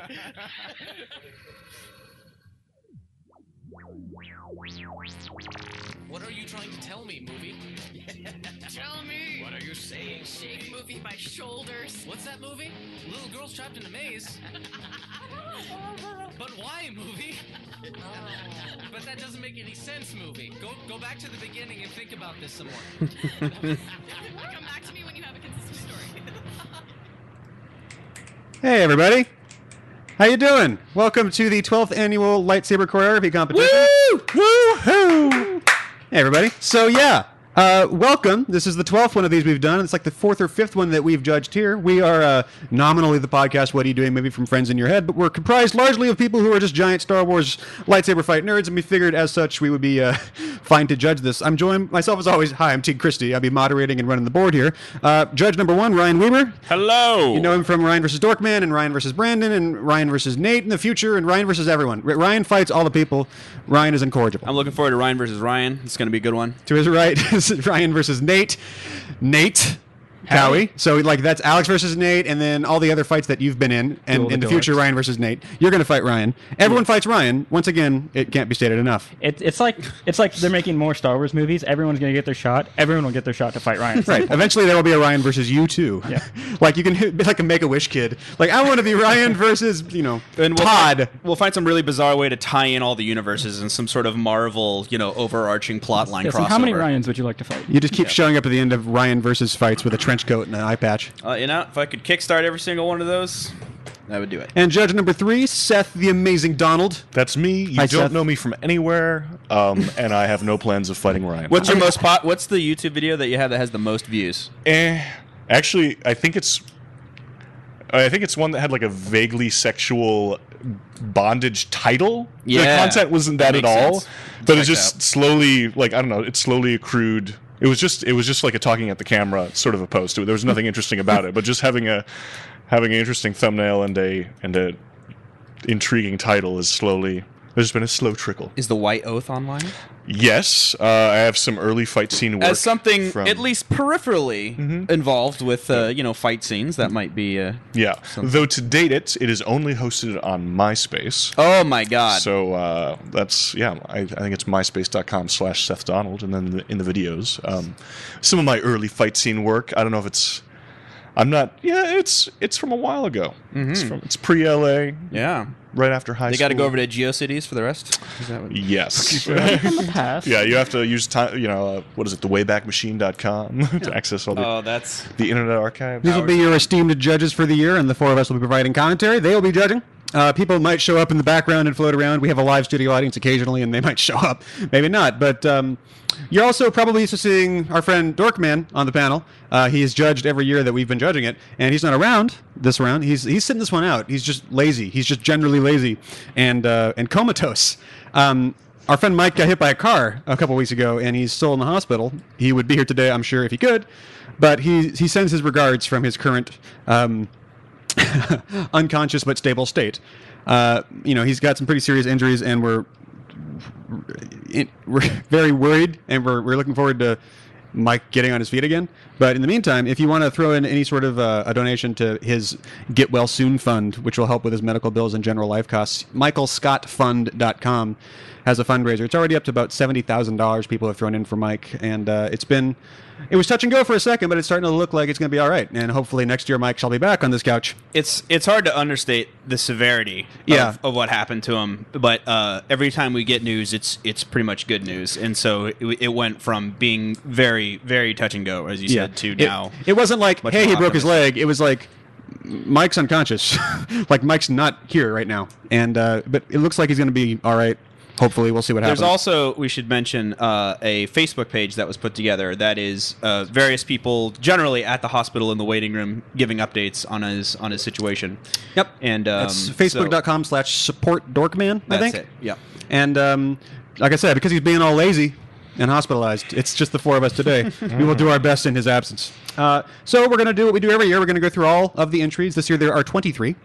We're going to take an intermission about halfway through. In fact, the plan is to take an intermission after Betrayal by Sandor, and we'll come back after that and finish them up. We're going to go through each individual short.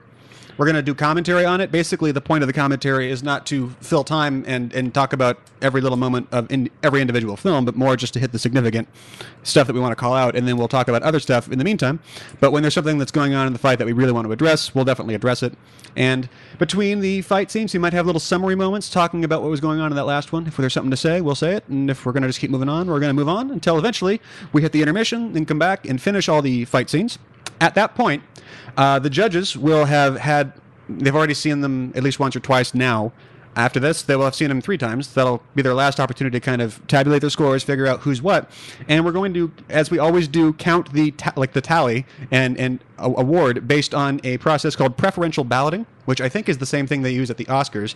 The way it works is that every single entry can be given points. If a judge thinks that entry, alpha, is his first place choice for the category of, lightsaber fight choreography competition entry, that will be given 15 points.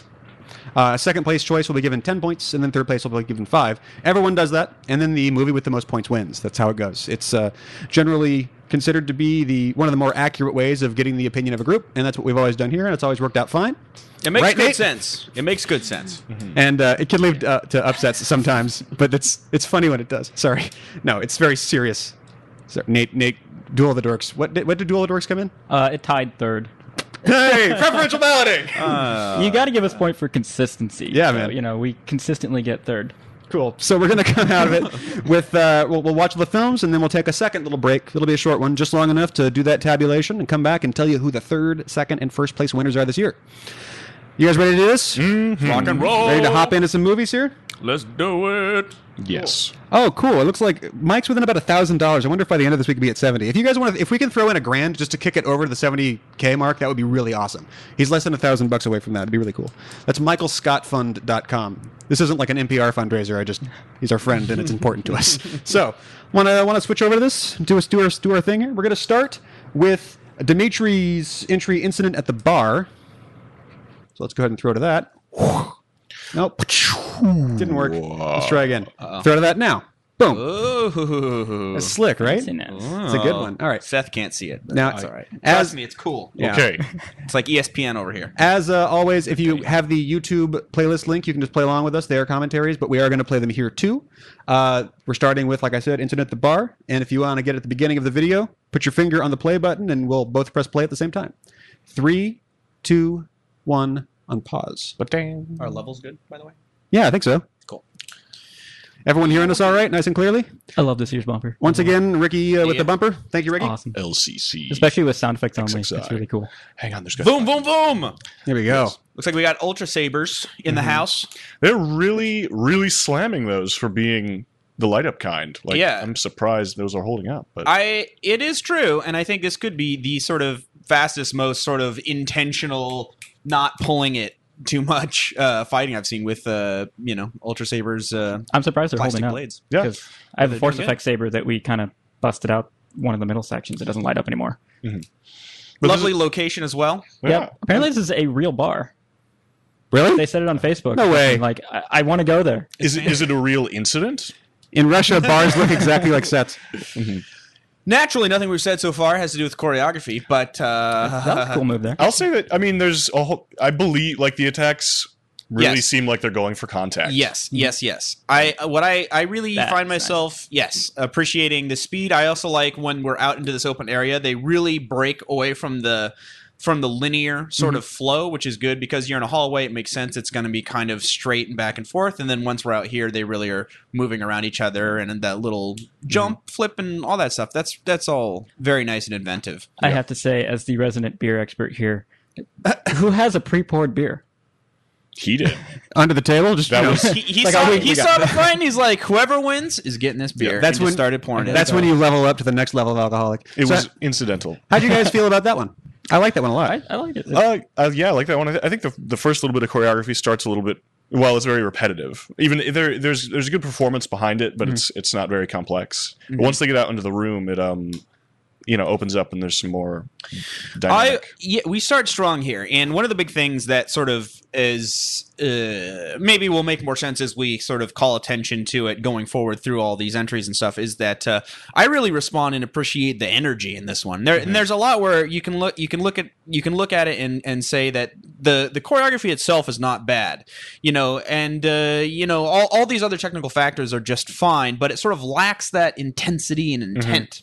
Yeah. I think this one had that in spades. Oh yeah, the and I intensity really was like definitely that. there for this one. Yeah. By the way, it should be mentioned that just so everyone knows, I know the entrants know this, but everyone else, the things that we're judging on our criteria, there are 4. One of them is choreography, which is just literally the move set. The things that you hit here, you hit there, you dodge here, you duck there. That stuff is getting judged. Camera work is also getting judged. Editing is getting judged, and performance is getting judged. Now, the idea is that all 4 of those are actually just all constituents of choreography anyway, and that you would plan the scene and the editing and the performance all with the same choreography part in mind. But those are the 4 things we're judging. We're not judging on the quality of like the color grade or the VFX or anything like that, the music, although we love to see that stuff, and we often prefer to watch just a cool short film to a fight by itself. We're not judging the short film quality so much as we're judging the fight scene quality parts. So the choreo and the intensity and all that stuff is cool, and it's definitely worth calling out. And as a viewer, when we react to things that aren't explicitly, choreography, don't make the mistake of thinking that we're biasing our opinions to those other things. Like it's definitely a chief criteria to be able to sort of like notice those things, appreciate those things, but set them aside and go, what are we really looking at and talking about here in terms of choreography? Cool. You guys ready to move on to 360? Yes. Go it. Caleb Smith. Oh yeah. Yeah, let's throw on over here. So here we go. Hey, it's not internet the bar. Hold on, I gotta update my graphics. Yeah, boom. No. I overshot it. Uh-oh. See, we're fancy, but we're professionals, as we say, but not at this. All right, you're at the point at the beginning of the Caleb Smith 360 fight scene. Put your finger on the button. 3, 2, 1, on pause. And we're in. I got to give props to this one up front just for being one solid take.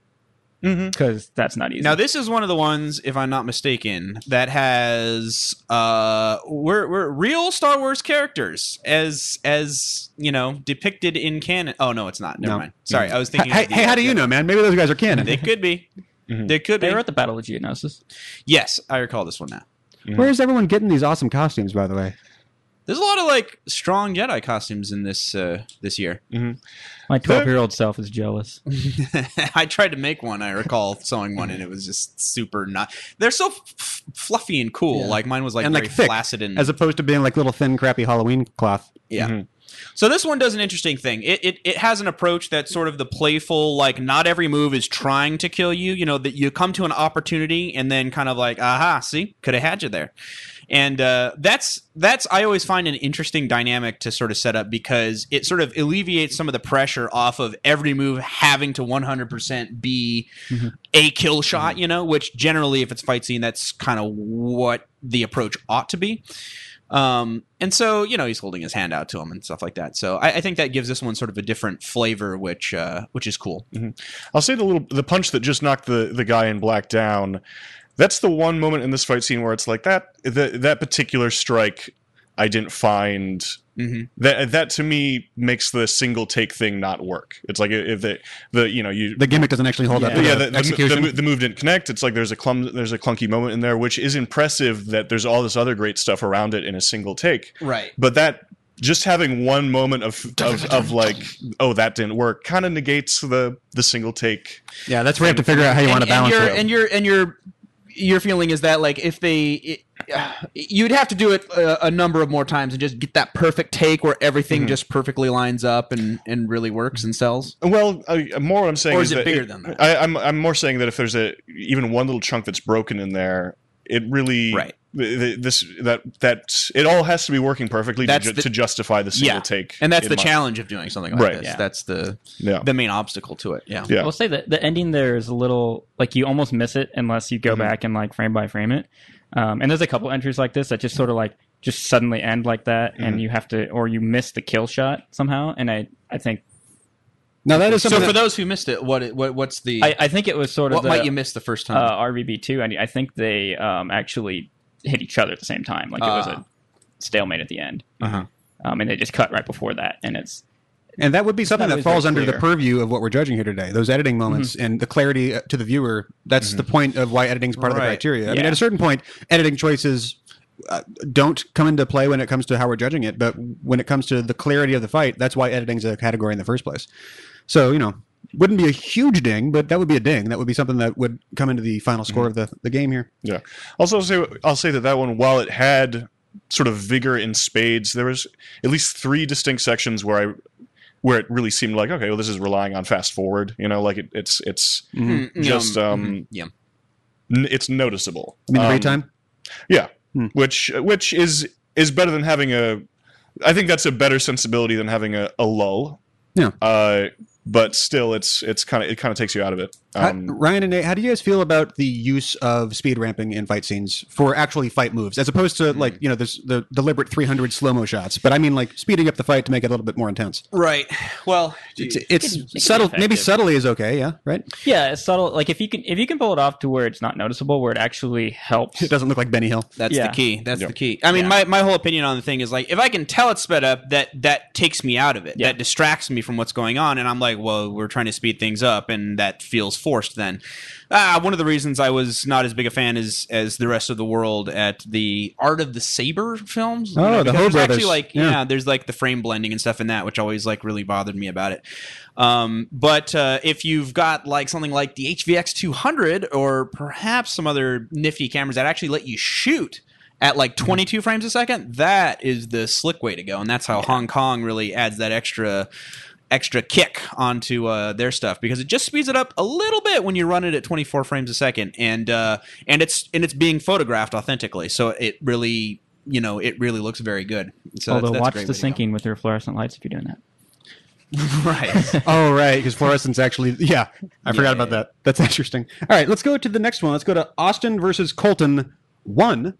There are 3 of these here, so there's just generally speaking, that's a weird choice. It's kind of cool. I like the 3-act structure of the fight. Although when you have 3 movies separately, it's just kind of weird. Like you have your second, he's splitting his own boat, man. Your sequel and your second sequel. Yeah, exactly.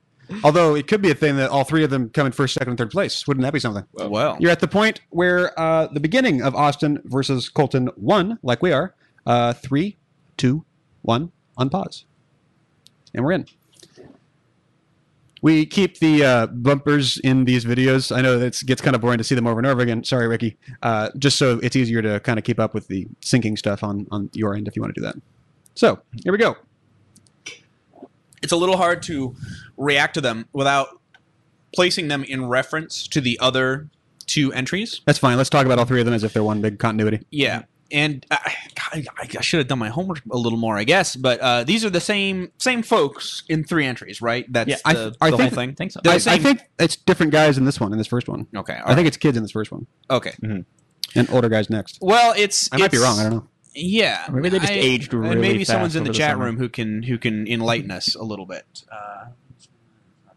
As to the time between the fight scenes is what you're wondering about, or Yeah, no, because I watched this the first time and I was sort of under the impression that then they did another one because there are a lot of the same beats. It feels like a remake of itself. It's the Evil Dead 2 to its Evil Dead, and that was really cool. I love the idea of that, and then seeing both versions and tracking progress and seeing what was changed and what was done differently. I mean, you can definitely see they were learning as they went along. Right.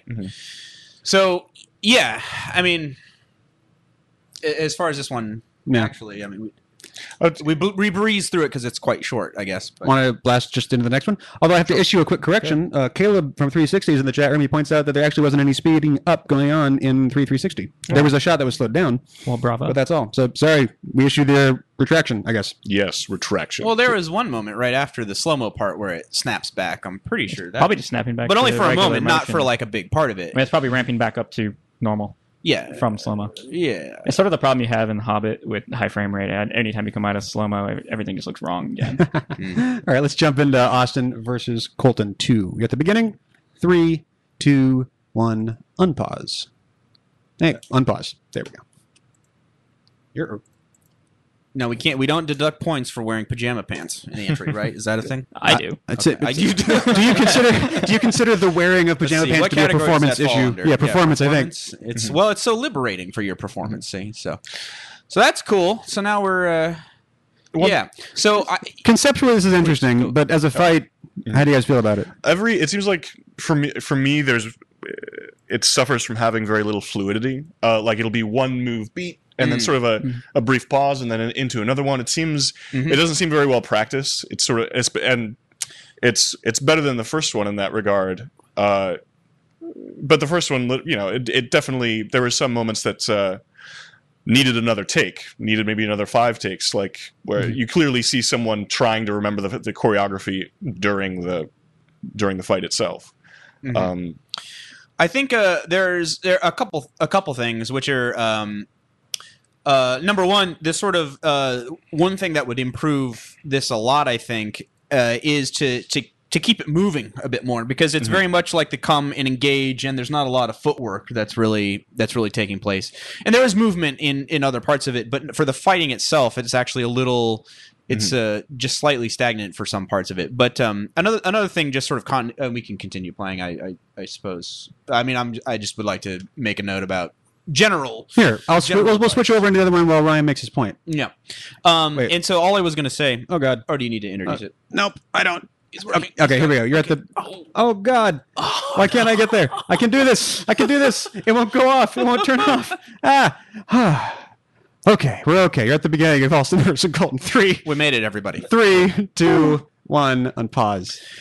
So yeah, so the only point I wanted to make is general advice, and I may have given it in a previous year judging, but one thing that I find in emailing lots of generally younger folks who are getting new into doing fight scenes and stuff, and they say like how do you get the, and they're always grasping at how to articulate the question, which is like how do you get the fluidity between the cuts, and how does it look continuous? Because I always start it and I do the action, I do the other one, and then they look totally different. And the general rule is that you wanna put some buffer on both ends. You want to have the last couple of moves before the part you're intending to use in your take, and then continue on for another move or two after that, so that you have that over energy. The cut, there's movement going over the cut. Exactly. You want to be in motion at the beginning of your cut, but in whatever motion that ought to be. Now, if you're just standing there, there's none. But if you're going left, right, left, right, left, right, or left, right, you want to be going left, right, before you actually get to the part that you want to use, and have it feel continuous, and you don't want to feel the energy and the momentum start and stop. You should come into the shot with that movement already going on. And so just that alone and keeping that in mind helps a lot. And if you are just doing a larger chunk of it and just getting pieces of it, then you have your beginning to end energy consistent the whole time, which, I was going to say, and that approach works if you're shooting for the edit. Like if we're going to cut to this shot, then we're going to cut to that shot. Alternatively, you can get entire sets of choreography all at once. Let's get the whole thing from this angle, get the whole thing from this angle. And the trick there is to get your performance consistent from take to take. Nate, do you know what that's from? The hand thing? Isn't that one of the Force Unleashed things or something like that? I think I first saw that in Eclipse in LCC. I remember that. Spiff? 5 maybe? Mm-hmm. Yeah, I remember that. So how do you guys feel about this sort of the overall Austin versus Colton oeuvre, as it were? I was talking over the whole thing. I didn't. It's cool to see, filmmakers learning. Like you can see it from entry to entry as they're like learning things from the previous one. And I think that really speaks to like the whole spirit of this competition. Mm-hmm. Oh, that was pretty. Oh, they definitely improved over the course of this stuff. Though, if you guys could give those guys like one overall for what they do next year, what would it be? In the last one, I Google the 180-degree rule or crossing the line. It's involving like cinematic principles of continuity. Go ahead and explain it. Can I throw in like a paragraph of summary? Basically, the idea is that if you have two people facing each other, your camera POV should kind of remain on one side of them, and it's a big deal to cross to the other side, and it's disconcerting because the continuity that you sense when you follow that rule of not crossing the line between two people facing each other is you always have one person sort of going one direction, and the other person going the other direction, and the audience can keep the geography in their head easier. Exactly. So it's about scene geography and just fluidity of cinematic continuity. Yeah, you run less of a risk of throwing your audience off if you if you obey this weird little rule. This one weird trick. Mm-hmm. Indeed.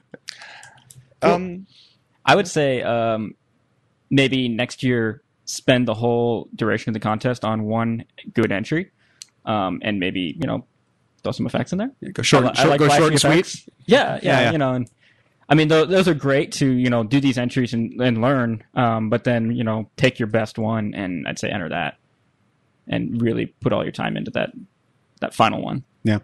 Brian, you square? I know there are like things in there peppered throughout that I had specific comments for, but I was making my point and I had to go off over them. I forgot what we were talking about. But. Be a damn blowhard. All right, let's move on. Let's keep going, guys. We're powering through these. Sam versus Colin 2, y'all. You ready to jam? Let's see if my transition works this time. I love it. Does. I just got a comment in the chat. 180 degree rule can be broken, but know when to break it. Right. Mm-hmm. Any rule can be broken as long as you know why and how to do it properly. Cool. And they're also pointing out Star Wars: The Old Republic trailer is where that. I was thinking that specific thing. I think in Eclipse it was a he blocked it like so. All right, you're at the beginning of Sam versus Colin 2, like we are here. Put your finger on the button. 3, 2, 1. Unpause. And we're in. Ricky really brought it for this one too. It's a cool, he slick every bumper. year. These bumpers are awesome. I did a bumper a while ago. Whatever, I think it was LCC 9, whichever one was the white LCC where it's like boom, boom, boom. I think that was 4. Wow, that's a long time ago. Damn, I know these things. Ryan, I don't understand why these lightsaber fights are still a thing at all, man. It's been 13 years. It's crazy. Because lightsabers are just crazy. Awesome. It was around before then too. This is a cool one. I got another one with the inventive costumes. Mm-hmm. And that dude has very, very good hair. All right, let's get into it. Sorry. How are you guys feeling about this one? So a little bit of a lack of enthusiasm in certain regards, but no, we're getting a little better now. We're moving around. There are a few moments that are kind of confusing for me, and I think it's tricky when you're getting into these really exciting fight scenes. If you have something very specific going on that you need to draw attention to, it's difficult to draw the correct attention to that without losing the momentum of the fight. Yeah. I know, we had some intricate stuff on RVN that we were struggling to convey. Mm-hmm. That's actually actually like going back to school doing our thing here. Like we're not as easy as it looks. We're reminding ourselves. Mm-hmm. Yeah, that was actually one of the. We went back to watch Ryan versus Dorkman 2 last night just for funsies. In prep for this, just because I've been comparing stuff in my head. And looking back at that, I'm really impressed with the fluidity from moment to moment. And a lot of it, I think, is camera work and editing and the choreography. I think also a lot of it is score. And you're getting help from the music, not inorganically. It's also a good fight without the score, but the score really helps sort of bring emotional beats. Like that could be a trick in terms of how do you deal with the problem of being stuck with moments where it doesn't quite feel right. That might be something that you can always solve with score, or at least it might be worth trying.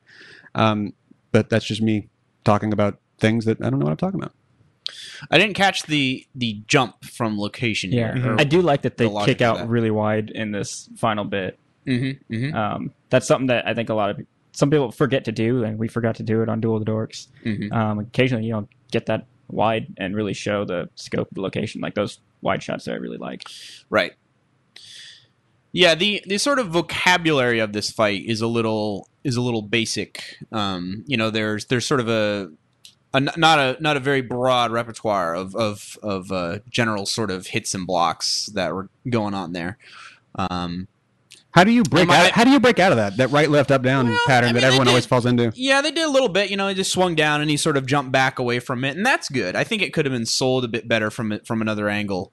But I think the key is to just sort of be aware of it as you're choreographing and go, I guess we've done that a lot, haven't we? Well, what else could we do? What might I do? I mean, the approach I always take is sort of, if you're standing here looking somebody in the face going, and I have a sword right here and you've got a sword right there, what would I do? Yeah. Because that's a perfectly logical way to approach how would I try to kill you, and then how would you try to block that, and just start exhausting your options until you come up with something a little more interesting or novel than the first thing that comes to your mind. Nate, you've choreographed a few fights in your time. Mm-hmm. Is it the same way with you when you're trying to choreograph a fight where it's basically just this very slow-mo like improv with the other person where you're trying to figure out, well, I could do that, and that's how and at that point you're like, well, yeah, but if you do that, then I could just do and kill you. So you have to all right, well, let's do one where I don't immediately die after it. And you just, is that how the choreography kind of tends to happen? Yeah, actually that's exactly how Avian 2 came together. Alex and I were Avian flew! What? Alex versus Nate. Hey, Ryan, give me one of your Red Bulls. But Alex and I just sat in the park and just walked through it move by move. And if you actually step through the choreography on that, like if you look at our little videos that we shot just to get the choreography, just get a record of it, every single move in that is a kill shot. Like we're going for opening. I think where that was lost then was when we sped up the performance. It got maybe a little sloppy here and there. But Which yeah, happens. Yeah, Definitely. It's hard. It's a hard trap not to fall into because you start getting fixated on other aspects of the performance and keeping it energetic and fast, and you kind of lose sight of the original seed of the idea for each particular. And you also get into shots you like. You're like, oh, I really like this sequence in close up because the way the sabers are moving, they're waving past the camera really cool, and it's just awesome. And then you're like, well, now you actually lose the fact that every single one of those moves is trying to kill the other person, and the other guy would be dead if he missed. Yeah, and if you can't see that, then so it's like kind of deciding, okay, where's our weaker choreography that we could maybe exemplify by doing close-ups and stuff like that, and just making it look really flashy and exciting, or where do you actually stay a little wider so that you can actually see what's going on move-wise? I wonder if that's one of the reasons, among others, that you always end up with the beat in a lightsaber fight where the two guys sort of like break apart for a second, like look at each other and breathe heavy, and it's an intense moment. Just in addition to anything else in the drama, it's literally just like, all right, hold on, we need to get into we need to a reset on coming in on a new sequence of things here, just because we've basically walked ourselves into a corner with that last one.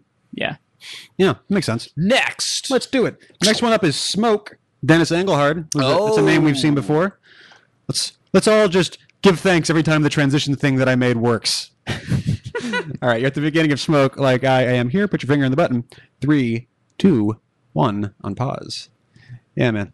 It's fun. Every year I get to make a new one of these things and try to get a little bit better at the art of live broadcast and switching, but it's still hard. It's tricky. And it all falls apart when you can't press the right button anyway. Oh, yeah. It's so good. Hey, look at that. We're starting in space. Oh, shit. I'm reminded of Duality here. It is. Yeah. At the same moment. I do believe Duality was ray traced, but it reminds me of the ship. Reminds me of KOTOR. I think that's potentially a model from that. I actually worked on the cutscenes for Knights of the Old Republic too, so I did a bunch of shots with a ship like that, like flying around doing things. Plug I like this. Plug an 8-year-old game. I just like name drop. Yeah, here he is. He's got the hologram. It's all very slick little stuff. Easter egg in there for you. It's all slick. I mean, I will say that UI in the real world, I don't think will ever happen because it's not practical at all.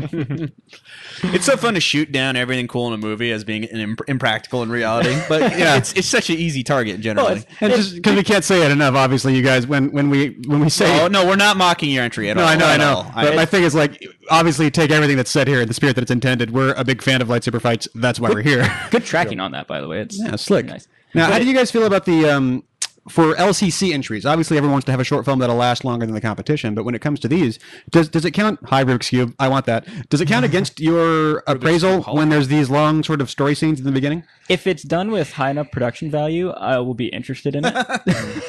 That's an honest reaction. Well, I mean, honestly, I'm fairly interested in what's going on here. Yeah. Well, it's also this is pretty quickly doing things that are conveying story. It's not lingering too long, so I'm not annoyed by it. You know, I will say that if there is going to be an introduction, I would prefer one that for the whole duration of it is more building up tension between the characters, because the whole sort of sci-fi expositional establishing shot in space and everything like that, and here we are entering the temple, and that's strictly speaking, it's unnecessary. It feels like an instinct at this point. Like everyone kind of feels it. But if there's going to be that moment just now where he shot and the bars come down in the window is a very nice call forward, because that's going to come back, and I really appreciate that. Right.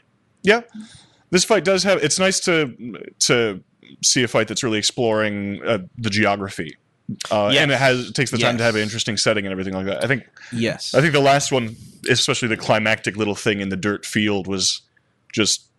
It suffered from not really having much. To dodge around and. Seth, what were you saying about you finding the? I'm sorry. Go ahead, Ryan. I was just gonna say this choreography is not bad either. You know, for a number of entries that have gone by where we're kind of like, well, it could be better and stuff. Like this one, I think it's not the moves that are having any sort of problem. If you're going to point at anything and call it a problem, I think if we had it just sort of 15-20% a little more intense, a little more speedy, I think I would be really into it, in the same way that I was more into like the incident at a bar one, which is like that one arguably doesn't have more complex or creative choreography than this does, and this is cycling through all kinds of different weapons and things like that. But I responded to that one differently than this one. Yeah, it feels less cautious. It feels less like the performers are worried that they might screw it up. But you also have to like acknowledge that like the whole the different dynamic, like we were saying, exploring the geography and how he can sort of pseudo bamf around and little T2 action for you there. But there was that callback there with having the bars come down again. Yeah, certainly set that precedent early on. Certainly. Gotta love the spray painted Nerf gun. Yes. That's always. I think it's required that if you use a laser gun, you have to use that Nerf gun. I do enjoy this ping pong thing they do here. That's kind of fun. Reminds me, I think there was a DX6 channel fight a couple years ago that had that same sort of moment in it, which is cool. Well, there was one last year where they deflected the lasers between the saber. Maybe that was that. Yeah, that's what I was thinking of. I don't know whose that was. Sorry. Seth, what was the point you were making about the sort of tension building drama scenes that you'd be more interested in seeing in this kind of context? The whole of a fight is a conflict between two characters. So if you're going to be putting work into a setup, having it give that conflict some context, I think is a much better use of time than having a character arrive at a location on his. Establish the relationship, not the scene. Yeah, exactly. Like take the time to have someone messing up the other one's business in some way. And this one had a little bit in respect to, I guess this is the gatekeeper of that Rubik's Cube. But so are you good? I was it just occurred to me in watching this, and the sort of the healing feature that the our bad guy has. I didn't think a lot of it the first time around, but watching it again here, I'm kind of realizing that, wow, that's an interesting idea that I think really could have been exploited more fully. Like, you could have a very different dynamic with someone who you chop his arm off, and, well, that's fine for about 15 seconds until another one smokes its way back onto his body. Like, that's actually very interesting. And you could have a dynamic where our sort of protagonist character is radically better than him in terms of skill, but what he's really fighting is the fact that, like, you can't do very long-term damage. And then what do you do about that? Through the fight, he has to discover, do you have to take the head off? Is that how he stays gone, or what the deal is? Great moment where that doesn't even work. And like, no, obviously, do I kill this guy? Right, and obviously that's a very big, difficult effects. I mean, it's sort of like killing a Ryan clone. They just keep popping up. So you're like, how do you defeat him? Hail Hydra! But that was obviously a slick entry, though. That was cool, and nice. Honestly, I liked that one a lot. And almost didn't get put in the playlist because the Gmail spam filters filtered out their entry submission. Why? It was like a day after. They're like, "Where's our entry?" I was like, Oh crap! I'm glad they got in touch. Why did that one get? Did they write penis, penis, penis at the bottom of it, or what? No, I think it came from an AOL account, and I think Gmail just AOL spams all of those.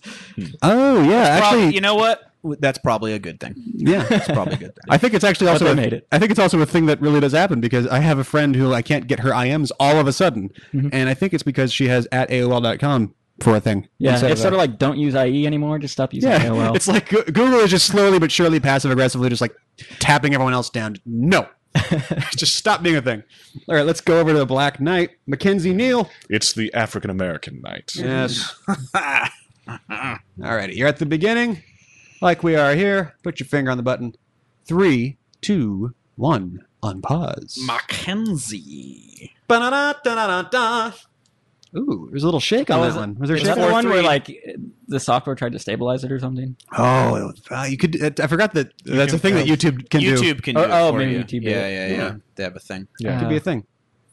Oh yeah, I never do that on YouTube. It's along with don't use IE. There's a very specific thing that this looks like, and it's VHS from like '95, where there's something about the color palette and the aspect ratio that just sort of reminds me of VHS in a way that I honestly really like. Like, and I feel like we're watching that Raiders of the Lost Ark. Yeah, exactly. Remake Like it adds a little bit. It adds sort of a timeless quality to it that I know it sounds like I'm being sarcastic, but I think it's really entertaining and cool. It's very nostalgic. Whenever you smash zoom into your protagonist trying to keep a straight face, that's always I do have an issue on this one because they have a blaster throughout it, and I don't think they ever actually use it. And I have to kind of wonder why. Are you supposed to be using your imagination? Yeah, Nate. Well, Nate. Then the saber with your imagination, out, Nate. Right? The saber wasn't out. Yeah. No. Okay. All right. Ooh, black.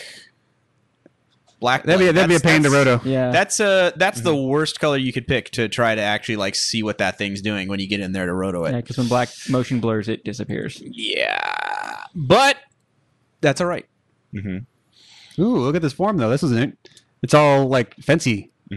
I'm sorry. I'm like the guy who knows the least about this stuff talking. I'll just shut up. Little jump off Achilles stab there. I kind of like this. It's my hat. I like my hat. So these things, well, as camera work and editing is specifically something that we're as a contributing factor to overall judging. I think I'll point to that as one of the primary places where there could be improvement in future entries as far as this goes. All those little moments, getting the hat and stuff, really would work better as their own little moments, little inserts. Breaking this apart into just getting a look at this stuff in different ways would give a lot of opportunity to collapse a little bit of time to keep it a little snappier. This feels a little. It's got a little too much room to breathe. This is a fight that might actually benefit from being shot differently, is what you're saying? Like the actual moveset would be still as good as it always is, but it might benefit from being shot differently? Absolutely. Yeah. And that makes a huge difference to how moves will play. I mean, in many cases, I'm often trying to watch things and just visualize it shot differently to see how do I feel about the choreography then, because you could really take the same moves and make totally different entries based on just the way you choose to depict those from different angles and also, your editing too. And also, if you cut out some of the extra time, some of the fluff between the sets, you keep your energy like up. These moments in here. If you went between the sets is my 19th century Russian novel. Go on, sorry. But yeah, I mean, all this stuff is like. There's also a couple moments in this one where it seems like they do a jump cut. Mm-hmm. Maybe I misread that moment, but it looked as if they cut to the exact same shot again later in time. But we also why are we watching standing up for this long? I mean, we really should be out of this quicker. I mean, it's not benefiting us to really to see it for so long. Editing, it's speed really. It's getting this thing tightened up and faster and cutting the fluff out. I mean, it's almost impossible to remove too much in a certain sense. This is not the thing we should be really talking about because it's a choreography competition and editing and camera and all that stuff. But I wonder to what extent intensity should be considered mandatory, because obviously some of the best fight scenes of any movies ever aren't even that intense. Like Empire is sort of a long rambling fight scene that takes place over the course of 20 minutes, but it's so intense just because of the weird emotions that are going on and the drama that's inherent in the scene. Whereas these fights, like stuff like this, these slow beats, could be like excellent if this was part of a feature and there's context going on and we understand the meaning of stuff. But I wonder if when you're basically just saying, here's my fight scene by itself, judge it just like this, if intensity should be considered almost mandatory, or at least like a rule that once you know the rule, you can break it if you know how to break it. But it should be a thing where you would benefit from approaching it by making like intensity something that you're really interested in trying to pin down. Things like I can't think of an LCC entry where less intense was beneficial. Yeah, like helped. Like sometimes it's fine, but I don't think it ever makes it better. You would almost need to get that emotional. I know that. I love Transformers over here, but to get that sort of emotional intensity that you get with Empire, you would almost, because we're limited to such short entries with these, you would have to space something out over the course of several competitions and get a flowing story through your entries. You can do what Austin and Colton do. Wow, what a tricky way to get around that problem. That's very. There are people who have been doing that. Sure. I guess the moral of the story with that is this has an abundance of dramatic pauses, but no dramatic context to inform what those. And what I was also going to get at is that with the lack of being able to do, the emotional intensity, you can make up for that in kind of physical intensity, like you were talking about. He's going to sleep now. Good camera angles, good editing, and just really get that performance up there. And that can make up for the fact that, hey, the audience is only engaged for like 4 or 5 minutes in these things, because we're on YouTube and people don't have attention spans. It's tough. Yeah. It's not easy, but it is the intensity really is sort of a result of many things firing on, most cylinders at least, and it's got to, it's kind of, if the choreography isn't good, then your intensity in the performance and your angles and all that stuff will do a lot, but you kind of need it all to be there and converge in the same place. And like you said, it's not easy, but if it was, everybody would be doing it. Yeah, right. Well, I guess that doesn't stop everybody from doing it on YouTube anyway. But cool. So let's cue up the next one. That's The Duelists, Eric McHugh. If you guys want to do that, I want to do that. I think it'd be fun. Let's have a party. Yes. All right. He died here we because go. no hat. Is that an Indiana? The hat was Indiana the secret Jones? power. That's an Indiana Jones thing. Yeah, Right? it's the power of the hat. Over on What Are You Doing Movie, always talk about that. All right. At the beginning of The Duelists, as we are here, put your finger on the button. 3, 2, 1 on pause. We got a lot of hats this year. A lot of whips. A lot of Nerf guns. And Nerf guns. Yep. We got the at least same 2 Nerf gun. Yep. A lot of ladies fighting this year. I like to see that. Yes. Sometimes these things become very sausage vesty. Yes. Did we ever figure out if these guys are clones or twins? No. How dare you? How dare I have Imagine if it was That a is giant racist. clone fight and nobody noticed. Right? That would be They mind just blew blowing. everyone's mind here. And Stabilize it. We got some nice warp stabilizer action in this year Yeah. in a number of I think entries. fairly successful warp slash stabilizer. terrible YouTube stabilizing. Yeah. Awesome. Yeah. So this is good. So we're off to a good start, and especially coming off of the last entry, sort of a stark reminder of how your camera work can really, for a moment as a thought experiment, watch what we're watching, but imagine it was just on a tripod in the corner of the room. It's like, wow, it really. There's a big, difficult to ignore component to where you see these moves from. That's a big part of it. Well, that was the thing. Like you guys had even messed with on that on RVB2 on the making of video on YouTube. You talk about one idea you had where you and Brandon would actually stand about 10 feet apart from each other and just sort of charge each other and just be spinning the lightsabers, making no contact whatsoever. Right. And from the side, obviously that looks really dumb. You're 10 feet apart. You're just being idiots spinning lightsabers. But from behind, that looks. If you add like contact flashes and just the sound, that looks exactly like you're having the most intense fight that's ever been put on film. Just because the camera's behind you and the shot looks entirely different when you're framed that way. It can certainly be abused. It can totally change what the choreography's doing. But this is nifty. I like this one. Yeah, this one is... Yeah. This doesn't, factor into our judging or anything, but just one of the things that kind of bugs me. I hate white people. Oh, sorry. This is a great kill move, I think. Well, but the Serenity homage. Yeah. The every other effect shot being finished, I would say... kind of go all or nothing. If you can't finish the effects, I would say just submit it without just show us the stick version. Yeah, and then finish it later. But having the kind of every other shot kind of draws me out of it a little bit. But just a note for.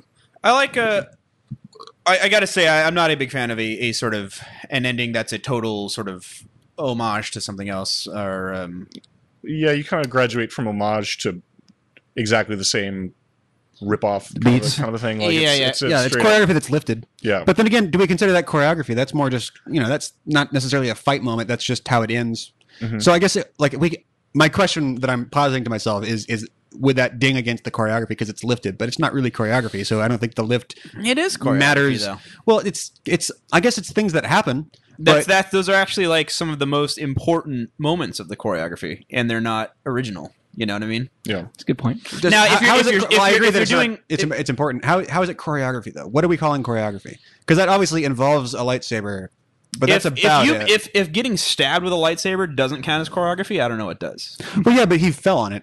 Yeah.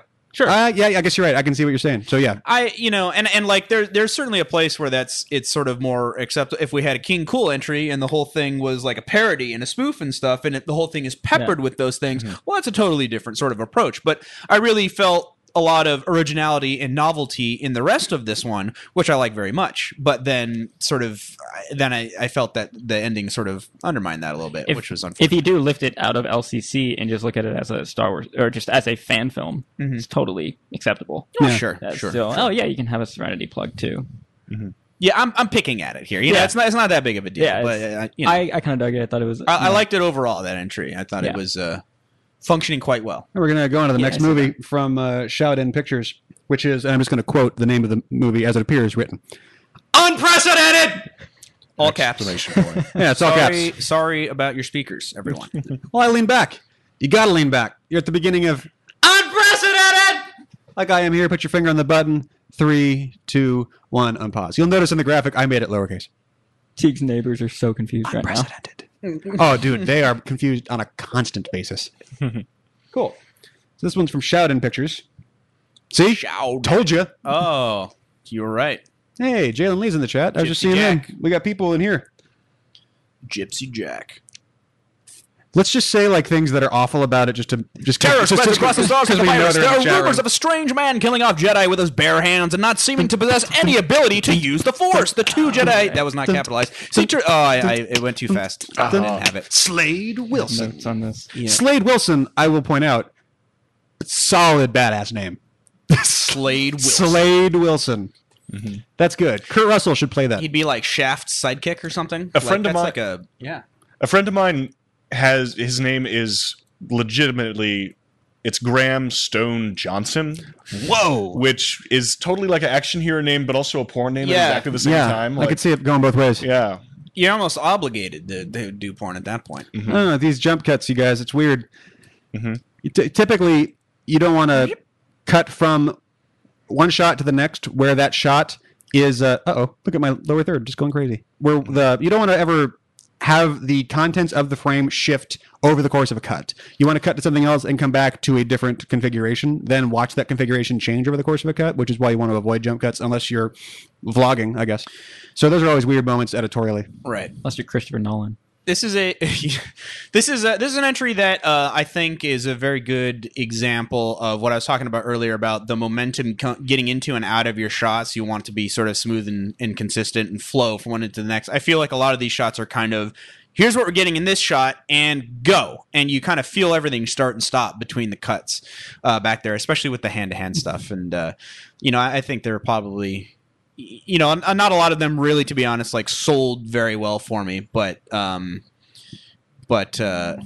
like the approach at the beginning of having someone without a saber and someone with, and that person who doesn't have one totally being able to actually get into execute a fight. Like I think that there's a lot there. We explore that very, very for a brief moment in RVD2. I feel like they may have painted themselves into a corner with that on this one. Yeah, because they set that up at the beginning, saying this guy can kill somebody without a lightsaber, with his bare hands. Sure. And you show him taking on somebody else with a lightsaber, but does not end up killing him with his bare hands. But then he kills him with a lightsaber. But then at the end, toward the end, he has two sabers and can't take out the guy with no sabers, and that kind of bugs me. It's because he was so good. He had never come up against someone with that level of skill. Or maybe he's just better with his bare hands than he is with the lightsaber. This I don't know, meandering section into a different location. It's disconcerting and paced very slowly. It does take you out of it. Yeah. Yeah. And and it also has sort of just a why who's chasing who now? What I don't know. Well, the why question is good because then we have the lights off and then the lights come on and he attacks not immediately, but after a second. Okay, all right. Yeah, so, I mean, it was meant to play as a startling reveal and everything, and I get it, but like it feels like it was not fully utilized as well as it could have been, perhaps. Yeah, I think more than anything, and I don't know about the choreography. I'll let you guys talk about that, but more than anything, this just would benefit. I think from having having spent more time developing a sense of what the audience's understanding of the geography is going to be, and how that will motivate your shot choices. Because there's been a couple times here where it's been excellent with the establishing shots and sort of keeping everyone's. This is Nope, go ahead. No, that was getting better there for a second. Like it was getting a little creative. They were doing some kind of tricky moves, and he was throwing in other hand-to-hand stuff. Which, as the character who's supposed to be about killing with his bare hands. You'd expect to see a big combination of it's like hit. He'd be punching or kicking as often as he'd be blocking or striking with a saber, So that's that. Now we're executing his the promise. I just want to come back to the location thing. If you want to explore multiple locations in your entry, I think they should be locations that actually are connected in a way, or at least you can understand how one goes to the other. Make it make sense. You don't like teleportations? No. Ever? Well, in the Harry Potter world, it's convenient. Star Trek. Let's talk about everything except for lightsabers. All right, sorry. I don't really know what happened there at the end. I looked down for a second. Yeah, it didn't. I forgot. It was very easy to. I can play it back if you want to play it back. It just sort of seemed like it tapered off and was confusing, and I don't know who. I don't know what happened. There were some weird editing choices in that one. I think. Yeah. Some weird camera and some weird editing. Mm-hmm. And my only thing with that is just keep making stuff, because a lot of that stuff is weird alchemy and instinct and crap that it's hard to explain why anything is done the way it's done. But that's that was unprecedented. Unprecedented. Anyway, let's move on to Star Wars Black Sands from Apsis. Why don't we? I suppose. Yeah. You're at the beginning of the... Oh, man, what did I just do? You broke it. Oh, boy. All right, I'm going to fade back, and I'm going to sort this all out. Until then, we need to vamp for you. Yeah, Ryan, why don't you vamp on the subject of... Oh, hold on. Oh, my God. Star Trek teleportations. Oh, Star Trek teleportations? Yep. Beaming. Hey, I think Star Wars Episode 7 is going to be good, you guys. Yeah. I can hope so. No? Yeah? If it's not, I'm just... JJ's got his head on his shoulders. I think it's going to work out. He was a Star Wars fan before he was a Trekkie. You know what the thing is, too? I realized recently... Trekker, sorry. Yeah, no, because he was not into Star Trek, and he's making these Star Trek movies, and, like, the biggest fault that those movies have, aside from kind of not making a tremendous amount of sense... Is that they're Star Wars? Is that they're Star Wars. He's trying to make Star Trek into Star Wars, so it's like, oh, well, now he's getting to where he wanted to be all along, Yep. Even the warp speed was the modern hyperspace, which... It'd be hilarious if you just took it the totally opposite directions. Like, let's make Star Trek into Star Wars and Star Wars We're going to talk about all the technical minutia things, Right. and it's going to be very grounded and real. There's no mysticism.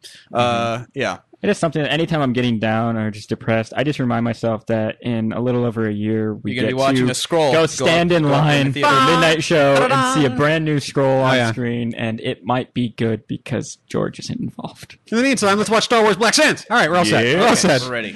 Whew.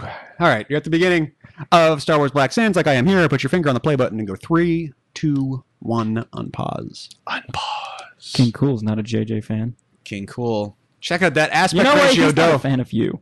Oh, he doesn't need you. Lens flare. King Cool. Do you like Mission Impossible 3? I like that one, man. It was cool. Mm-hmm.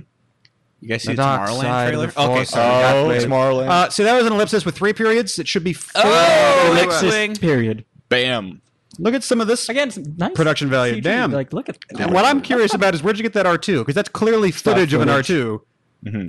Is there stock footage of R2? Like on Pond 5? I'm just imagining like that. Lucasfilm There's had rustling leaves and also R2-D2's head. They just had all this excess stock footage. Like, throw it on Pond 5. Or Shutterstock or something.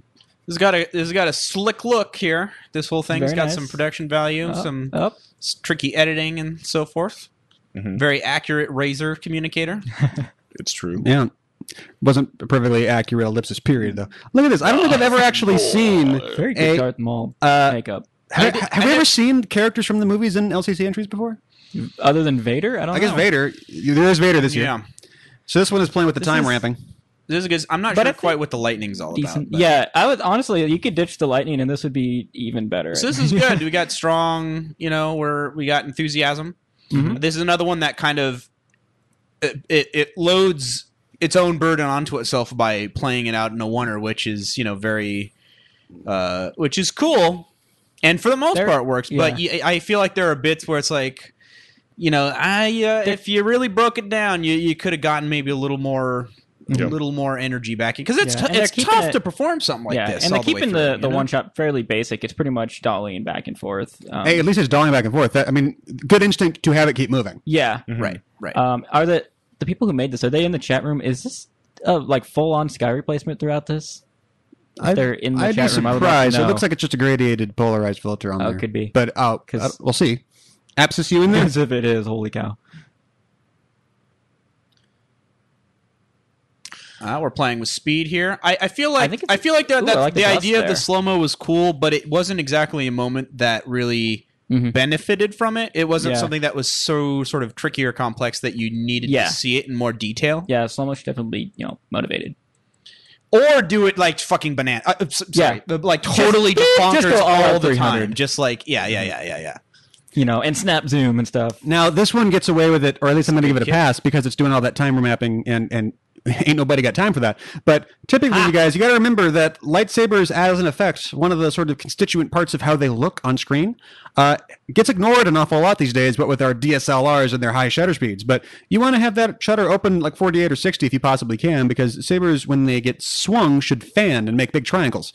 Seeing that like stick wave, and it's just like stick over the course of the wave, always looks kind of weird to me. Because that is nice. That was slick. That's pretty cool. Good job, Apsis.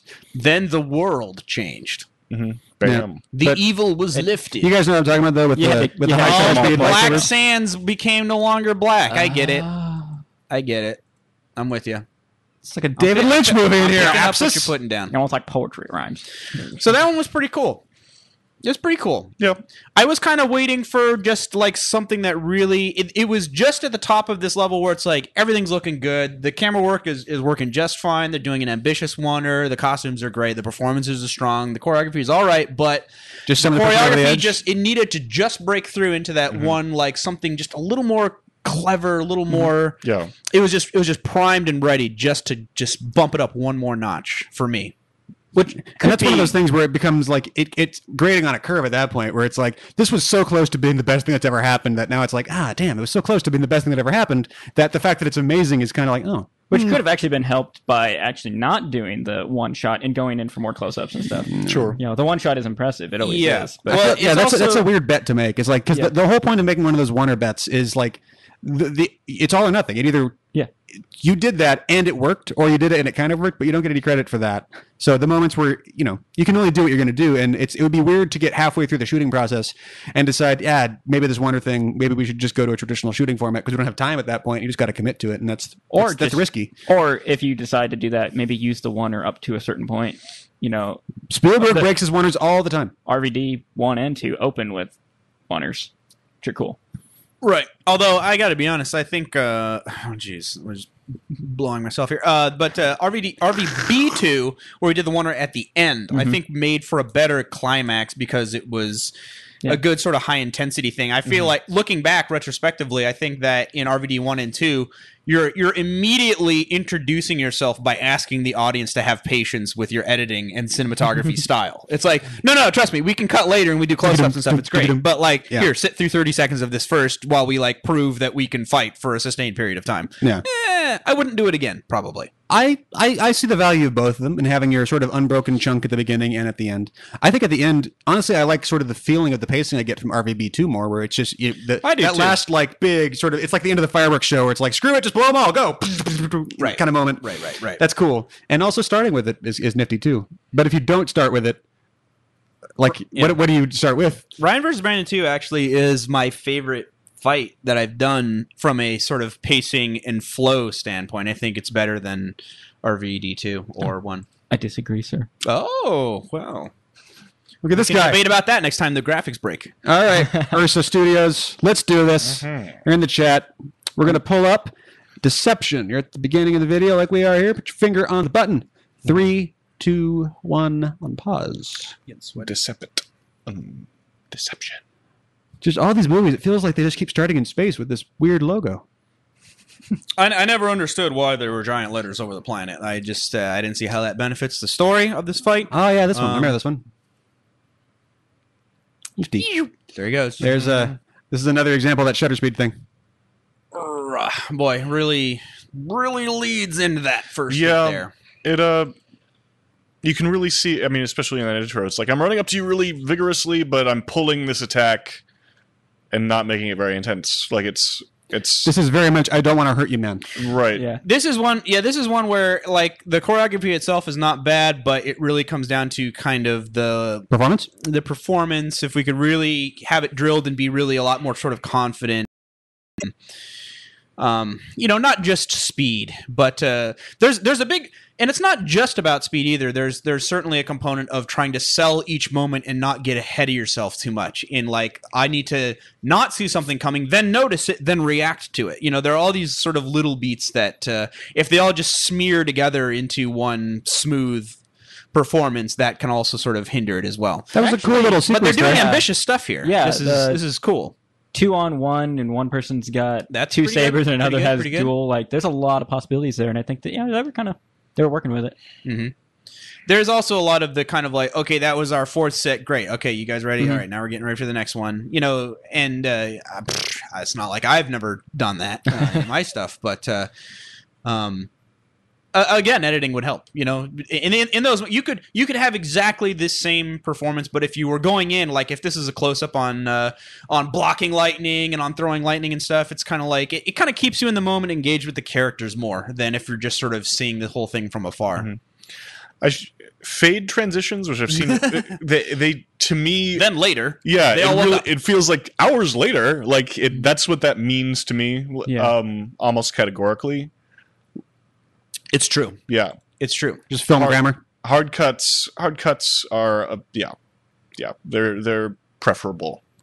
Dude, tell that to George Lucas. He's using like star wipes and stuff. Yeah, but to go to later, to go to hours later, or different world or something like that, like doing it within a scene is just doing the same confusing. kill shot twice to each other. It's like I find it implausible that he wouldn't see that coming. Yeah. Since he just did it, and then they all died. It's like Shakespeare behind the curtain. Mm-hmm. Yep.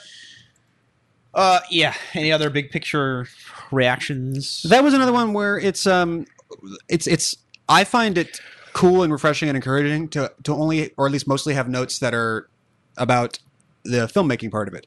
Because there was really interesting sequences in that. There was a beat where there was probably a 5 or 8 move set of 3 people actually fighting at once, and not falling into the trap of the 3 people always breaks into 2 people, then the 2 people, then the 2 people. So it's never actually 3 people fighting. There's some cool movesets in this one. And the stuff that I'm most interested in talking about is all just the filmmaking stuff where, camera language and what you do to sort of keep the intensity up when the fight takes a break and have that be a meaningful thing instead of like a boring thing. Mm-hmm. And that's all stuff that just comes from experimentation and sort of planning and treating everyone on screen like they're a character. Like, think of how the weird thing about like when Pixar does a short film at the beginning of one of their movies, very rarely do those shorts have characters that talk in them, but you care about them deeply. Why? And it's just, the answer is crazy focus on film grammar and what you see and what that means. And, that's something that they develop over years and probably many iterations of each individual short. But those moments where it's using the camera and the editing to communicate what the short's going to do in moments when the choreography isn't going on is the stuff that I would be focusing on most for next year. But that was slick.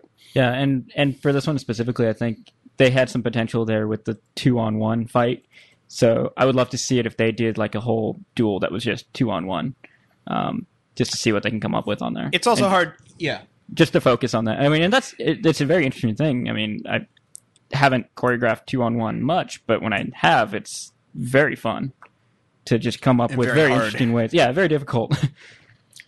But yeah, no, I was going to say in that one, it's also, a lot of the sort of the time between the real juicy bits of choreography kind of overwhelm the duration of the watch with that kind of stuff. So it's easy to lose it a little bit. But there's great potential for the future here, certainly. We're going to watch 3 more, then take an intermission. Up next is Turning Point, submitted to us by Boaterbug. I guess, and another person who's is in the chat room right now. So is Boderbug Boder? I have to imagine. Yes, that is Boder. Like there can't be two of them. Damn. All right, turning point at the beginning. 3, 2, 1. Unpause. Blammo. Hi, Seth. Hi. Ursa Studio hey, says, Seth's here. "Okay, challenge accepted." That's an excellent attitude. Sweet. Way to go, Ursa. It's an interesting starting scenario. And it's over. Yes. Sorry about your titles. They're hidden under my graphics. Oh. Oh. That's Boder. I know that guy. They're going to sue us. Yep. It's just some long sabers, y'all. I fought Boder in a spontaneous free-for-all fight with vapes. It was fun. Really? Did you break his hand too? No. Sorry, I'm just gonna. I'm going to go home now. No, I've just arbitrarily decided that that's your thing for the rest of your life. Basically. Breaking fingers. Breaking fingers. The Well, knuckle, at least the it- knuckle buster. Well, Mike Mike got rid of my sharp Mike, saber stigma. Didn't Mike split your fingernail in half like 10 years ago, Ryan? At one point? Yeah, he did. Everyone Yeah, just he keeps hit me. beating up on I'm Ryan. surprised it doesn't happen more often. That's why he's always the bad guy, you guys. He's always pissed. But there's People keep plenty hitting of him. Ryans to go through. So All right, this is I remember this. This is a big one. There's lots going on in this one, and I remember being confused by the sudden appearance of the dude who's about to appear in a second. Yeah. And it wasn't clear to me, and Nate and I were talking about this the other night, whether he was on team left side of screen or if he was some new third faction. Yeah. And, well, I mean, we eventually concluded Yeah. that he comes from off screen, and that was the only thing. Yeah, we just needed that to be more clear. I come from a land off screen. Suddenly. But the two groups on either side are part of the same side, Right. confronting the girl, and then now this guy. Mm-hmm. Because I was very confused. I was like, why did this guy come from the left and then kill people on the left? And To the left, to the left. Although I do like the acting the red moment. shirt died. That guy sucked. Oh, red shirt. Hey. That's true. Yes, King Cole, I broke Ryan's pinky during the shooting of Ryan versus Nate. Didn't hear about that whole thing? It was all over the Twitters. The Twitters. The Twitters. And So this one does it pretty quickly. We move into the ambitious intent of having multiple plot lines, which we jump back and forth between and track with and follow. It is ambitious. I like that. It is ambitious. Do you guys think it works out editorially? Does it make sense? For the most part here, and there's another fight that does it as well. And I think doing two simultaneous fights is a good... By the way, I love her. She's awesome. Good suspense tool. And also the dude who was talking, the bad guy at the beginning, with the blonde hair and the glasses. I also loved him. I didn't love Boder. I thought Boder was perhaps maybe the worst. Sorry, he's in the chat room. I'm just messing with him in general. I'm just messing with him. I mean, he showed up in Core Differences with an episode 3 saber, so how can we trust him? Yeah.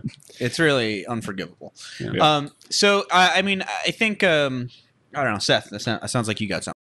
I mean, I would just say that I think if you're going to have two concurrent scenes going on in different locations, having the cinematic grammar really work. Mm-hmm. It's harder. Well. You're giving yourself a bigger threshold. It's harder. This is an ambitious idea, but I think the follow through doesn't quite. The reach exceeds their grasp. Understanding like the parallel storylines. Yeah, and part of it even comes into at the very introduction where everyone's approaching. That actually suffered from the kind of 180-degree rule type of stuff. Is getting a picture of where people are coming from. You're introducing three or four different parties.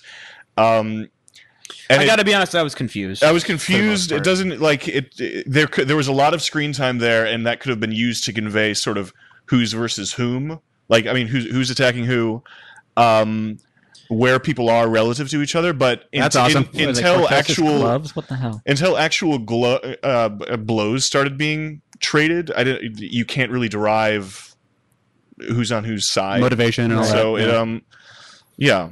Mm-hmm. It's a lot of work. There's a lot of ambition here.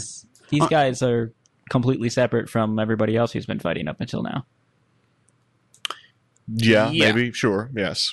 And some of the motivation of various characters at the end here left me kind of confused. Mm-hmm. I had to watch it a couple of times. One's angry because his family was killed, and the other's angry because he lost his yogurt. That's what I'm getting.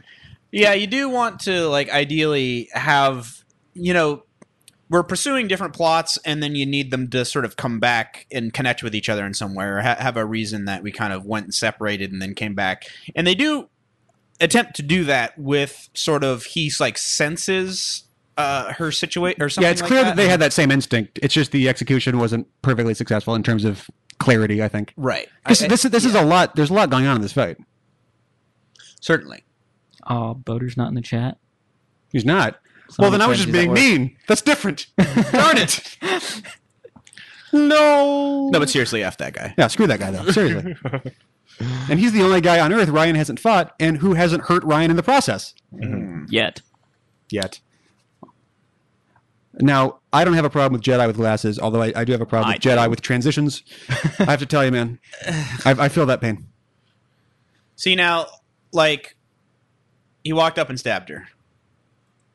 Yeah, how do you do it? Well, did she lose? She lost her saber like before then? Just then? Like, I feel like we cut into a scene and then it's like boom, and that was like the resolution of what a scene should have been. You know, like I don't know.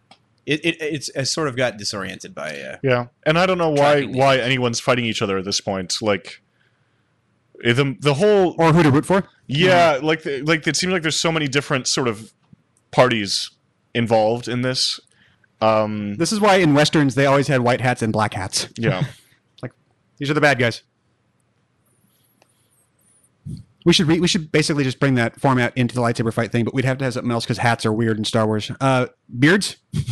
Yeah. Well, I think Star Wars... White beards and black beards. Yeah, Star Wars already got to the bottom I think of that. they got that with the saber colors and the Sith being dressed in black. Ah, yes. Yeah. How calculating of them. And me for forgetting it. Cool. So, yeah, that one... A lot going on in that one. Ambitious. Indeed. He pinned her to the tree with the Force. Good, but I think... Then my point is that it could have been milked more in terms of like, that's a kill shot for a character who we've been following from the beginning. That's a big deal. It's weird to cut into a scene and then immediately like, oh, dead. It also bears repeating, we are hearing these entries right now. So there's often, it's a big crucial part of what's going on in terms of the emotional intensity. But it's partially just to give us the opportunity to judge these things on their merits, and also partially because that's hard and distracting to hear while you're talking. But, whatever intensity and clarity the music might be changing isn't part of what we're judging here. So that's probably something that should be mentioned in the rules for next year, just so everyone kind of has it coming in. It's not crucial, but it's just something that's worth knowing, I guess. I don't know. Anyway, let's move on to Zach versus Sandor 2. The first of 2 Sandors. Actually, there's another one after this, and then we'll take a break. Blow. So let's flip over. Was Zach versus Sandor a previous LCC entry? I believe I think it was. so. It sounds familiar. I don't remember I wish what I year. could remember which one specifically. It's, when we get 20 I some like to odd track entries progress, every yeah. year, it gets difficult. All right. So you're at the beginning of Zach versus Sandor 2. Put your finger on the button. 3, 2, 1. On pause. Bam. Rock and roll. Oh, this one's LCC. Yeah. Oh, yeah. We're moving on. We got everything's changing. Oh, you got it. Oh, I remember this one. These titles. Yes. And OCRA. It's quite a font choice. At least it's not Bank Gothic. We should retire Bank Gothic. It's time. Let's not say things we don't mean. It's time, you guys. Whoa, this one's got a lightsaber. And this one is another one with one of the same Nerf guns. And a Nerf gun. Yeah. They're going to fight. What is this location? What do they do here when they're not hosting lightsaber fights? It's like a skating rink. They spill water on the floor. I agree with you, Nate. Yes, they play hockey. It's the wall the water spilling area. That looks dangerous. I'm pretty sure these things don't exist in the U.S., so they have to be in Canada. There must have been some wipeouts shooting this thing. That was a nice little set right there. Pew, pew, pew, pew, pew. And they used a ranged weapon, as a ranged weapon. Yeah, it's true. Which is good. Yeah, the speed and vigor of these attacks is, like I don't feel pulling back. I feel like each shot is kind of like completely different from the next though. Like there's not much of a sense of continuity for some of that stuff, but like it's so consistent in that way that it didn't actually knock me on my ass like the first time I watched it. Like I'm just sort of observing that now. Spinny, spinny, spinny. You can really flip those. Are they Hasbro? Are they the Hasbro ones? Raro. I don't know. Okay. All right. Why is the entire chat telling you to check your phone, Nate? Oh my god. Are you being texted? Shout out to my uncle. It's his birthday, so happy birthday, Uncle Scott. I'm in the living room at home, apparently. Happy birthday! Woo! Ooh, he's got a... I believe he's 51. Now, we have to give extra props to performance moments where I'm convinced that this guy's afraid for his life when he's being, he's having a green gun pointed at him. That's impressive. Oh, God. It ended so suddenly. I wasn't ready for it. You guys saw the behind the scenes countdown. Sorry. Countdown. Your fight scene ended too fast, Sandor. It did sort of end abruptly without resolution, fairly abrupt. which Well, they gotta leave opportunity for Zack versus Sandor 3. Yeah. But their next one isn't Zack versus Sandor 3. No, it's Betrayal. They went to a whole new franchise. It's not a continuation of the continuity of that, what we just watched, is it? It's actually Austin versus Colton 4. I don't recall. Yeah. All right, let's just... All right. See, we're back. I have control over the situation again. All right, we're going to start Betrayal now, the second of the Sandors. After this one, we will be taking a break, we'll say for 15 minutes, give everyone a chance to pee and take an incredibly short and unfulfilling nap. All right, you're at the beginning of Betrayal. As we are here, put your finger on the button. 3, 2, 1, unpause. And we're in! Woot. Faldor is Phi or Fee in the chat room there. Sylvia? So what it said. Uh-huh. Thank you for the voting system, Sylvia. Thank you, Sylvia, for all of your participation. Yep. Nice. For several years, and the archiving all these years, which we will be moving Really to pigeonholed is the SaberConf website. The voting, tallying. Sylvia knows more about numbers than I know about breathing. It's true. Well, then again, that's You not don't like have to know anything about breathing. I was going to say, You it's just something do that, honestly, you guys, I don't want to brag, but it always came kind of naturally to me. Breathing? Yeah. I learned a lot about breathing when I couldn't for a while. Sudden dude, station! I'm pretty good at metabolism, I gotta say. All right. I convert caffeine into short films and criticism. Let's do this! I'll say that fight scenes this is, as I recall from the dialogue, is sort of establishing, oh, you betrayed me or whatever, and the dark side's awesomer. Yeah, go.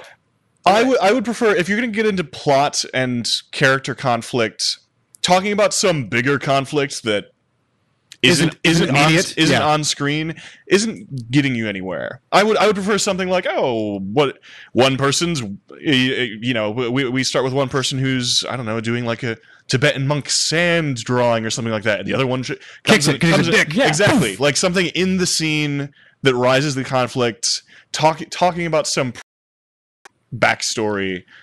Well, and I was going to get into that at one point or another. It's like, how do you establish character motivations in such a short time frame, and when is it even necessary? Because, as Mike said about RVD, it was like, really, it's just two guys fighting, and but there's not character motivations going into either Ryan versus Dorkman, but there's character motivations that happen within it. Yeah, right. And I'm not saying there should be character motivating things at the beginning. Right, it is a choreography competition. I'm saying that. No, I was saying that to your point. Yeah. If you talking about it and actually illustrating it are different things. Yeah. If you are going to do it, having it be something within the scene that's like that establishes who people are is better than talking about something out of the scene. Maybe that's actually, now that I think about it, that's one of the things that Pixar does. Is it's sort of what they do is they'll always make their movies in such a way that it establishes like the personal perspective and timeline of what that character saw, and you can see on their face where they're how they react to things, and you build basically their context just by showing them reacting to things that they see, and it sort of gives you the understanding of what each person's motivation is, or at least characters. We had a rather long build up before getting into this set that I am not entirely sure. Is that a Red Bull needed to be so long? Umbrella back there, like I feel like the editing is really breaking down. The editing and cinematography since they took the break has been a lot of jump cuts.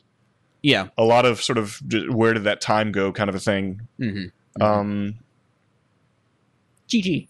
Ah, right. Exactly. They're friends. Yep. All right. Do you guys have anything else on either of the Sandors or Betrayal in particular? No? Well, I didn't have a problem. I mean, the speed. I think their props they were able to get them moving around pretty quick and all that kind of stuff. I wasn't really choreography didn't catch my attention in a big way. Again, I keep going back to camera work and how you show these moves from, but I'm sure it could have helped. But I suppose it helps in almost every situation, so it's an easy thing to lean on. But there was one thing I had the 2-on-1 fight in there. It seemed like the third guy was always waiting. Which is that's how it goes in most 3 ways. As a result of the choreography or more the performance? I think as the choreography. They were like, okay, I'm going to choreograph these two guys fighting while the other guy is doing something waiting, and then the other guy comes in and there's one water or something. You just want a Gatorade, like he's a water boy. We're just going to take a breather. That's I think what's interesting about 3-way fights is there's a lot more potential for moves and creativity in moves, and if you have a guy like, oh, I can't get at him, I'm going to try to get him over here, and and they're working together like that, and there's a lot of potential there that I don't think people really milk. They don't really explore it. I can see that. Your potential's not Indeed. explored.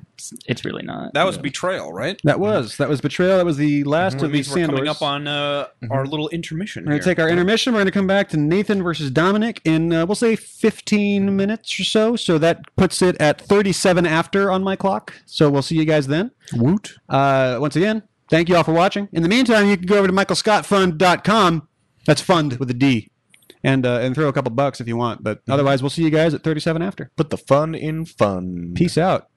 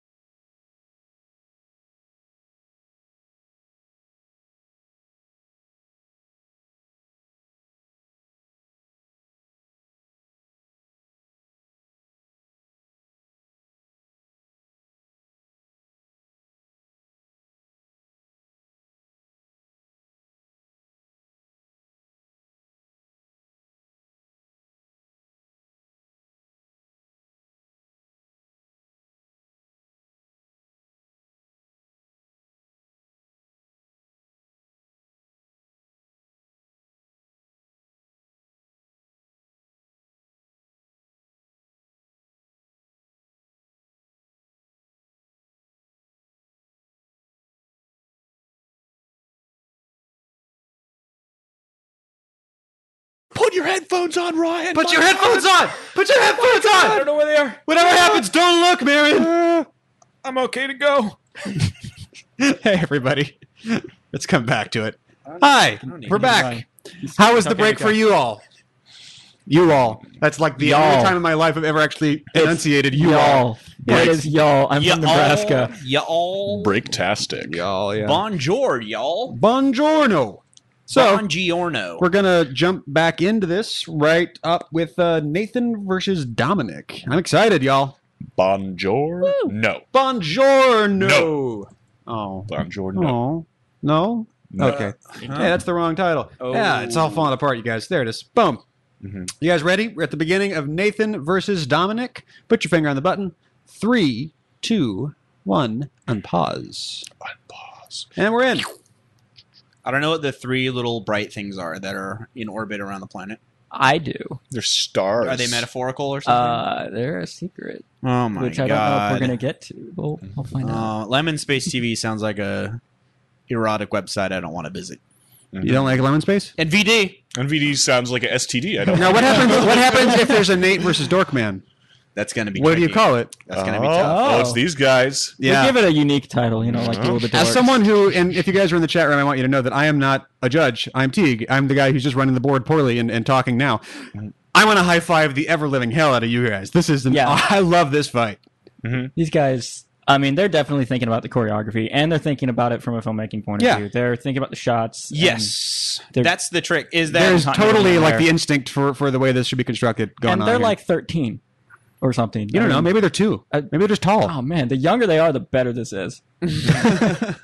So what do you like? What makes us so enthusiastic about this one? This one is sort of almost an answer to a lot of the criticisms of some of the other entries that we have, where it's this is getting in there and finding shots for a lot of this stuff that really shows what you need to see. We got a close up of his hand pushing that thing. He's going over here. The thing drops into his hand. I love the POVs of the rolling. That's fantastic. Mm-hmm. These kids are thinking that's about something that I stuff. do. Also, it doesn't. It suffers from it a little bit, but largely, it handles that issue that you've been bringing up in respect to just shots being self-contained and not flowing one to another. Right. Yes. It's like cut, action, stop, cut. This mostly has a continuous flow, and the cuts don't necessarily seem like they're breaking the action. Right. There's a little bit just of that. then we had a little bump. Yeah. But there's a couple for the most part. Comedy. I love stuff like that. I mean, and most of the stuff about this is mostly just like experience. I mean, obviously they don't have a lot of experience doing this yet. And hey, you don't know. Keep at it. Maybe they're 25. That's true. Sorry, I'm just. That's true. I mean, they could have been making this stuff since they were 5. On, their iPhones. There's a clarity to the storytelling of the fight in this. There you go. That I like a lot. And I like that this did not result in Maroon Shirt getting killed, because that happens all the time. Like they hesitate, then they die. Just because they hesitate. And I love how that's harsh. Like how little he get. Like there were no Fs given. Yeah. Just like he didn't do a good enough job. Here, I'll tell you what happens to your head. Yeah, that's what happens to your head. Like even this is like the swinging in the background is hilarious, and I hope it's really intentional. Like I mean, I want that to be it's like an intentional decision. It's like the end of the chicken fight thing, where it's they probably saw them swinging and like, dude, we should get that in the background. That'll be awesome. I love that. And it was Nathan versus Dominic. Good stuff there. You guys, please keep entering these competitions. I want to see what else they do. Oh yeah, that was awesome. You guys. And the choreography was like. Not the most lackluster of our there's some batch really interesting stuff in there. Yeah, the performances it was a little bit sort of unrefined in terms. It didn't seem very practiced, but it had a lot of great things working for it. Sort of if you consider everything working as a whole. Right, I agree. Good stuff. You guys ready to switch it over? We're gonna go to bait and switch. Bait and switch it over. All right. Sorry. I think I'm your sorry. Graphic's gonna bait and switch. Yeah. So I feel like bait and switch should be like a cooking show or something like that. Welcome back to Bait and Switch. Yep. 3, I'm Regis Philbin. Yeah. 1, unpause. The bait is it's a lightsaber fight. Welcome to Bait and Switch. It's not. It's not. Today on Bait and Switch, we're going to talk about the fine art of muffins. Oh, no, they're swords. Never mind. Blade work. Well, we are going to talk about blade work. Bait and switch. It's your favorite font, Teague. I mean, a perfect knife. Burnt graphic. All right. Yeah. I love this entry. Antoine would be very proud of their costume choices. Why? They're both wearing the jackets, man. Those slick European style things that he wore in. Oh, look at that! Yeah, it's like Dr. No. What was that one? It looks like that I shot. Oh my god. No. Yeah. Nemesis. Yeah. This too. Nemesis. Yeah. Yes. Ricky vs. Silent Bandit Nemesis. This all And then I love- cinematically has a great language to it. Yes. Like every shot has had a purpose and progresses. Like you don't feel like you're cutting back to the same coverage of stuff. Like it really, everything is advancing. Mm-hmm. And the 2-on-1 here is fairly believable. Mm-hmm.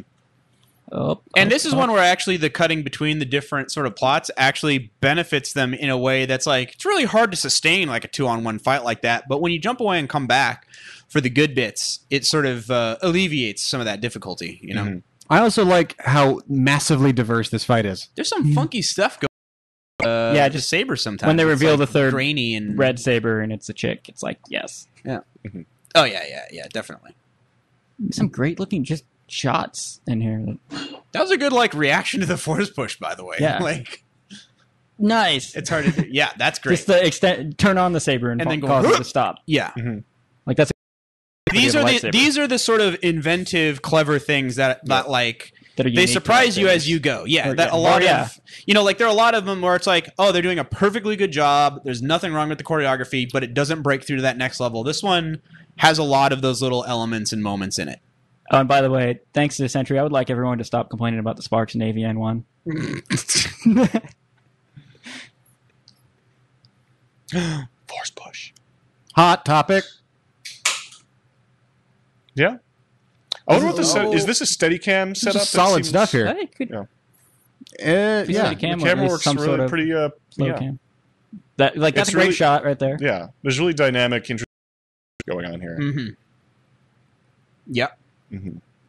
I really wish this little What's dude. going on with his I didn't eyebrows? quite catch what like occurred I there. think he to be got honest. stabbed. Okay. Yeah. But yeah, it was a little unclear. But That- I that really could wanted have been him a to little win. better. Yeah. Yeah. I guess I just root for the little guy. Dude. Wah. Wah. That was actually nice. I thought the forced leg break. Which you catch more with the sound. Little chubby saber there. Yeah. Uh-oh. Dun dun dun. Dun dun dun dun dun dun dun dun. Wait, that's the wrong movie. Sorry. Yeah, that works. All right.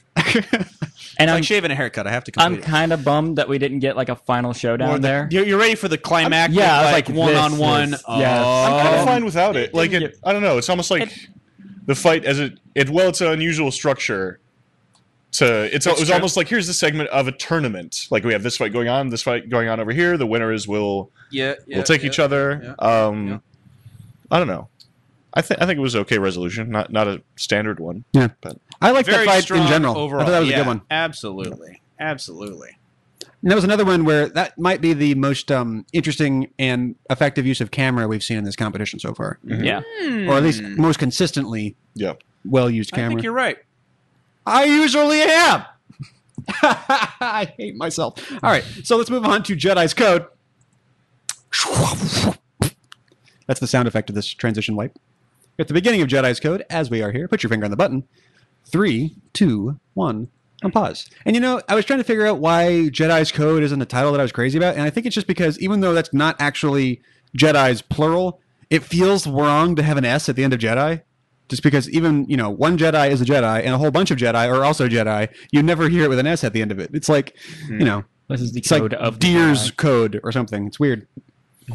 But, I'll allow it. I'll allow it. Jedi's Code. Sustained. A lot of logos, though. You guys.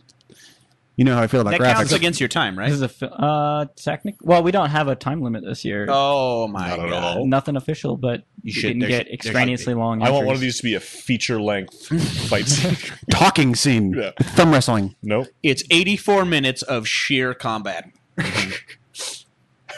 This You have one, to watch it. This You'd one's got a good have location going on and some pretty pleasant strong, cinematography. Exactly. Mm-hmm. I like that deep focus. Yeah. I think their expressions they kind of make me laugh a lot. Yeah. But this is the one where the dialogue is doing that weird loop. There's some philosophical, fluffy filling. It makes me think of an anime because it feels like the grammar of what they're saying to each other feels like their lips are moving the same, but like it's just one step away from being like their mouths totally don't match like what they say. Just there's some intensity there though. Yep. Yes. Yeah. This one we got a lot of works great pretty well. activity. So what are they doing that's right here? Let's talk about what they're doing that's right. A lot Footwork of, is for one thing. A lot of footwork integration. They're moving. Their torsos are moving relative to the ground they're near. You also really feel their whole body is into every strike. You know, there's a lot of effort and force, and you feel the intent. You know, gonna rock your body. And there's definitely like rhythm shifts where like one will be done, push back, and it's kind of back and forth. It's dynamic. It just feels like there's a lot going on here. Yeah, in a lot of scenes, it's also. I guess this is just a speed issue. It's great to see like a spin slash where it doesn't feel like, oh, he exposed his back for 5 seconds there. Right. Spin. It happens quick enough you don't really think about it. Exactly. It happens quick enough that it actually seems like a potentially logical thing to do rather than just... I'll also point out that the shutter speed is allowing these sabers to fan out, and they look awesome. Almost like... Perhaps slightly too much. I almost think like the Jedi is almost trolling him with all these lines. Right. You might as well just say, come at me, bro. The backflip there was nice. Yeah. Impressive. Ooh, look at this. This is fun, guys. Mm-hmm. It's like they're really going somebody for took it. all the cliches of. I mean, all they needed was duel of the fates here, to really. And the Jedi and Sith fighting in the forest. This is from Nikita. Classic. For what it's worth, Nikita. I like all that the behind the classic tropes. back block there. That was good. Mm-hmm. You would, Ryan. Yep. There's a great. I like the pulling out to a wide shot and snapping into too close. There's. It's not monotonous cinematically. Yeah. There's great coverage. This movie doesn't give you the opportunity to be bored ever. No. Well, maybe a bit, but I think most of it is because we can't hear them talking. I think the philosophical stuff is not contributing anything besides sort of stuff to smirk at. I would have preferred seeing this as just a fight straight through with just very minor breaks. Yeah. And part of that has to do with what I was talking about before, where if you're going to have character anything, having it be, it's talking about some philosophy that we don't fully understand isn't doing anything for me within the scene. It, I don't know. Yeah. Yeah. Yeah. So what was the last thing that happened there? I thought it looked like there was a strike coming in at the Sith's stomach, but then he was there in the post-credit scene. Yeah, so I think maybe he basically won, but didn't kill him. Could be. Like he stopped himself. Like, it certainly wasn't clear. Lost. Yeah, and it's one of those. It seems like a recurring issue this year, where it's like, oh, great strong fight, but then the ending doesn't stick. Yeah. Good stuff. Yeah. Excellent. Love the energy in that whole thing. Definitely. Just does not give you a chance to be bored. And I think that one is the strongest performances that intensity, certainly that we've seen thus far, and I think potentially in the whole thing from my recollection. But we've got just a few more to go. I like those guys. Let's move on to one of the more interestingly titled entries: Darth Malus versus John of Alderaan. Which. Okay, let's do this. John of Alderaan. Yeah, going after John of Alderaan. John Carter of Mars. I don't care what universe you're from. That's gotta hurt. All right, sorry, Greg Proops. Let's do this. At the beginning of Darth Malus versus John of Alderaan, and excited like me, put your finger on the button. 3, 2, 1. Just gonna continue doing that voice for the entire lightsaber competition. No. The Canyon Dune turn. Oh, right, you are, Ken. Sorry. That's how we should be really commentating. It's because of the N64 game too that I remember all those damn pod racers' names too. Ben Quadraneros and Power Company. Quadranero. Yeah. Gasgato. And I was always Neva Key because he had the inverted pod racer where he was in front and the engines were behind him. It's badass. Sorry, Darth Malus versus John of Alderaan. Sense at all. Okay. So Darth Vader's in this one. He's in here. And I don't think I've ever seen someone do the thing where they sample out his dialogue and use it from the movies in this. I've seen the literal opposite of that in the short film Vader Sessions as a comedy where they just knock out other James Earl Jones lines over shots of Darth Vader. Baseball. But to play baseball, Ray. Yeah, I mean, but who hasn't had that idea? Yeah, but I don't think I've ever actually seen someone go this route with it. And right, wrong, otherwise, interesting idea. Sit down before you fall down. There's a lot of things that I like about this scene. The energy's pretty good. The flow between shots is pretty good. I I think it cinematically suffers from the lighting situation. Yeah, it makes it a little tough to read everything that's going on. Yeah, everything's got this. I would agree with that. Yeah, the lighting situation is my new indie band. Yeah, it's not really. There's not very good separation of the foreground figures from the background.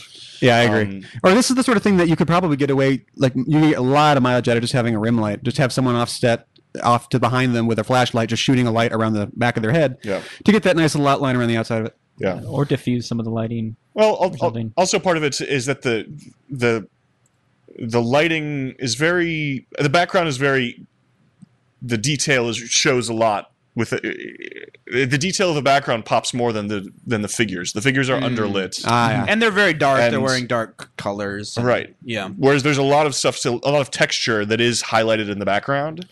Armchair fight Vader here, just sort of sitting in the shadows. Classic Vader.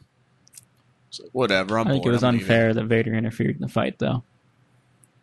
Interference on the field. Darth Vader. Bed Quadraderos. Sorry, I'm sorry. We're losing our minds. I've had 9 Red Bulls, you guys. Oh, God. Yeah. Yeah, we got some GoPro going on. I get the sense. Do you like your lenses wide? It's very, very fisheye. How do you guys feel about the choreo? Some energy in this one, too. It's good. Good. It's good. It's good. Like it's still to me. It's that one pervasive. The choreography doesn't pop from the image. It sort of gets lost in it. It's hard to read it. It's very silhouetted, but silhouetted against not inconsistent background. So it's I don't know. If I try and figure out what's going on, I like it, but you're missing out on the visceral experience it's not featured well. They sure are running around this place a lot, moving into different areas, but I don't really feel that the choreography changes depending on where they are. It doesn't seem very reactive to their location that much. Although I think they got more headroom here than where they were before, so they're a little more free potentially. Or maybe I can just see them a little better, and it just sort of feels that way. But what's Darth malicious about? That's my question. And I feel like there was a missed opportunity to have John's name spelled Jaan. Jan. That was okay. Alderaan. That was good. Yeah. Oh. I mean, Nate, you can tell us about the joys that come with having 2 successive A's in your name. What? I said you can tell us about the joys of having 2 successive A's in your name. Yeah, people always get the wrong vowel double. Cowie. Cowie. Do they just like does someone just like look you dead in the eyes and go, so is it pronounced I don't even let them try. and then like cut to like the Grand Canyon, pyramids, Eiffel Tower, come back. And like whenever I check in for a flight, like what's your last name? Cowie, CAA. I just immediately start spelling it. Sting operation is next to you guys. That's why online I just go by Nate Cow. Nate Cow. So that one, let's go back over that last one with a summary about what was going on with it, because there was a lot of what looks like good choreo going on in that one, but there's a couple weird choices that separated us from the experience of feeling it. There was the darkness. There was a couple of moments where I like the idea of being tighter than wider when it comes to fight scenes in general, just because the closer you get, the more intense it is. But there's a downside to getting too close and staying close, where you can start to lose sense of geography and what the moves are doing to each other. And there's a lot of like POV stuff going on in that fight that I feel like maybe could have been used more judiciously, like once or twice that happens, but most of the time it's staying medium. But generally, the instincts I think for camera work and stuff were there. It was just a little dark. Would you guys agree? Yeah. I think that there could have been maybe more opportunities for milked moments. Like there's lots of like fight and sword on sword and stuff, but like it also really can do a lot to sort of get into a tricky little situation that requires a little bit more detailed exposition as to what's going on, or moments that give you just a little beat for sort of a character thing, and the simplest form is like, grinding a little lock together, and it's like, it's like a little arm wrestling thing, and that's fine. But like generally, there are a lot of other sort of opportunities to do cool, sort of more inventive things. I mean, I don't know if I had to. It's tough. Like that one was interesting because it all goes by and it's like it's hard to point at anything and go, oh, I didn't like that bit of choreography. No, it was all pretty good. That one it hangs together pretty well. Yeah, yeah. I'm not sure what I would be asking more from it without a lot of specificity. I suppose I don't know. More cats. All right, let's move on. Cats. Cats always help. Let's go to the. What was this next one again? It's the sting operation. That's what it was. Cats are delicious. Cats are the essence of wetness. All right, let's do this.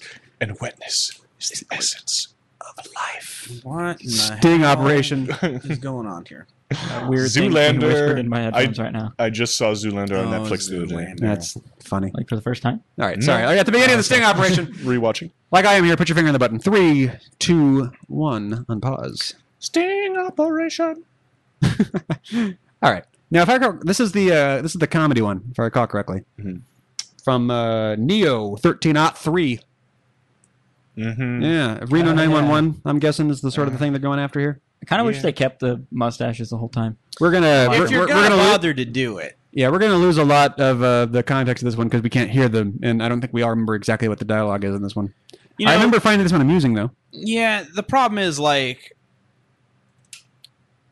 The problem is why. Just why.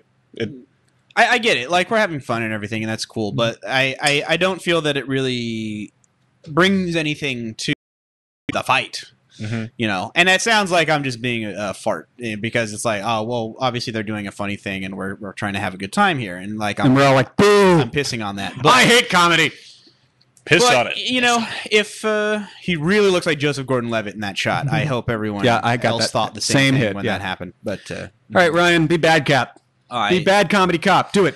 Punch him in the face, Ryan. I don't know. It just stressed my patience a little bit, and it didn't really factor into how the fight works. You know, you could have just chopped it all off. You could, as soon as the mustaches come off, if that had been the start of it, you'd be dealing with the exact same thing. It is a funny beat. And Though. it'll probably be maybe. I'm going to give you the comedy beat, though. That's funny. When they Probably pull him more- off. All right. Sorry. This sort of it gets interesting from here. I mean, it's cool to see a Right. Well, we are. Yeah. You know, the lighting is almost exclusively coming from the sabers, and it's not underexposed. I feel like sometimes they're waving around the sabers excessively just to show off the lighting. Yeah. Well, you know. Which Well, have you seen episode 2? It looks cool.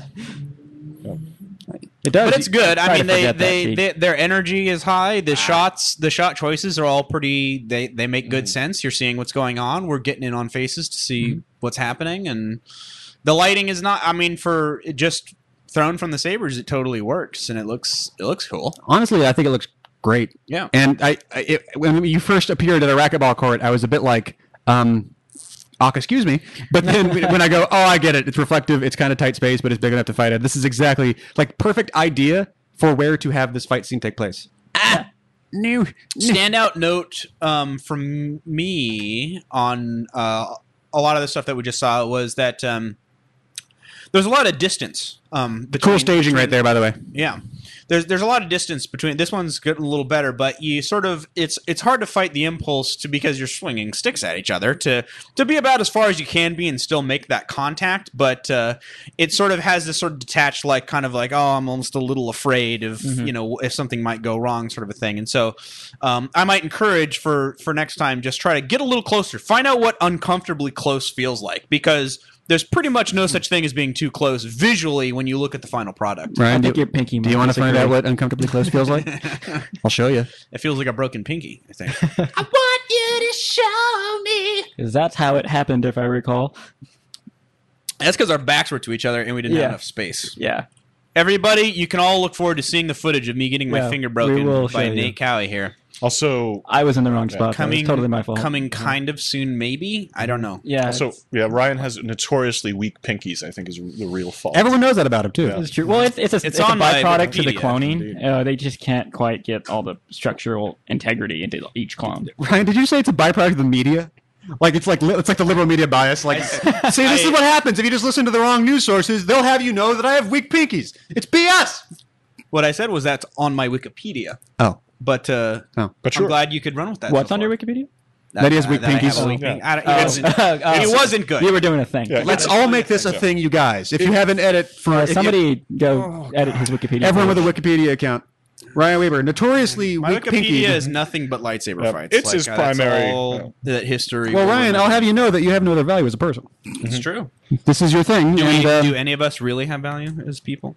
I'll tell you who doesn't. Oh, I'll tell you who doesn't. man. Boater. That's who doesn't. Oh, Sorry. my God. That's again. If he ever watches this, he's gonna wish that he had been here to defend his own honor. All right, let's move on, you guys. Let's move on. We're coming up on the GTA end. versus Honor is defended by Sleeping those who Dogs. show up. This is Grand Theft Auto versus Sleeping Dogs, which I think it really just should have let Sleeping Dogs lie. Am I the first to think of that? No. Let's all just look at Ryan and let that sit for a second. Yep. We'll just. All right. Let's go. All right. Let's go over to this. So, yeah, I don't under. Uh-oh. What did I do wrong? Oh, sorry. Everything. Sorry. There's complications. It's hard to do this. Yeah. I don't know what Grand Theft Auto versus Sleeping Dogs lie means, but you're at the beginning of it like we are here. Put your finger on the button. 3, 2, 1. Pause. I believe they're video games. So. Hey. Isn't that. You can't have an above the title logo? Oh, There's no rule against it. Oh, There isn't. There will be now. Is there? Now there will be. There's not a rule that the bumper has to be first? Actually, I think it might But be. you Whatever. couldn't put it last. But, you know, we get let it busted, slide. you know. I didn't mind. This fight is cool. I like the style of this one. I like the score, and it's another one where the camera use in this one I think is perhaps this and that one we were also saying maybe the two best motivated cameras fights in terms of as far as I'm concerned. Sound design wise, this direction is just really clear. It's very easy to understand what's going on in this What fight. I think really helped this whole thing, that move is amazing. Oh. Is the grunt track throughout the whole thing. Like, you don't get that in a lot of these entries, and I think people kind of forget about it sometimes. It is additional effort to take to do, but it is worth it because it actually makes you feel like you're not just. And I'd be curious how they did it. Totally MLS the whole time. If they recorded it on Antoine set. usually just records it separately. From, Antoine usually just does that, just like he's sitting around at home. Yeah. So this is a great thing to study in terms of the clarity of the angles and the choreography and that's seeing a everything that's good going use on. of slow-mo there. The energy is I love high consistently all the way through. And when you have a beat like this, Great it's really, moments. Yeah. Yeah. Like it's not. It's slow. It gives you a beat, but it's still going someplace. Without, He could cock a saber to the side there and get him in the ear, but we can sort of, forgive that because we're overall. And I'm going to having a blow good everyone's time. mind here, but these sabers, almost a little too sharp even for my taste. That's right. I went there. Oh my god. You mean? But they look great.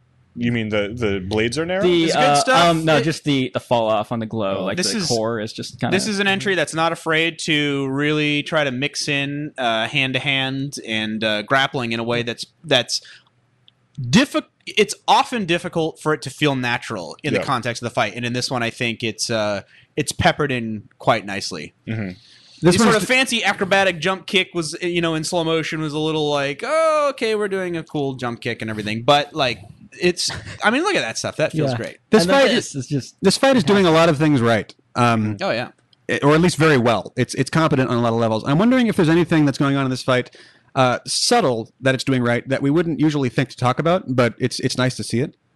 You guys have anything like that? I'm sorry. What was Just in terms of like, there's a lot of things this fight's doing right, but I wonder if there's anything that's subtle that we might not normally think to call out that it's also doing right that's helpful. Well, I think the train station in the background really communicates a deep thematic meaning. Today on Pressure.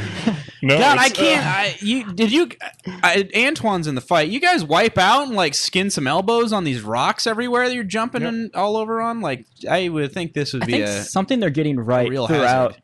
is dipping into slow mo when it's appropriate and For clarity. Yeah, getting the beats between the sets That's precisely right. placed. It's not done for no reason. Like every between the fight, it feels perfectly natural that that's a good resting spot. Sure.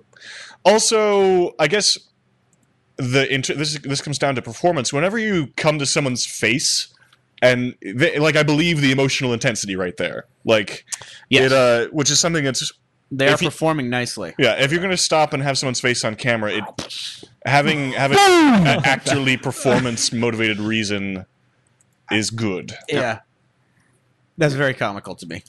Yeah, that it blows. So it's like, yeah, I love just like the sheer, just this is so intense at the end, and then just explosion.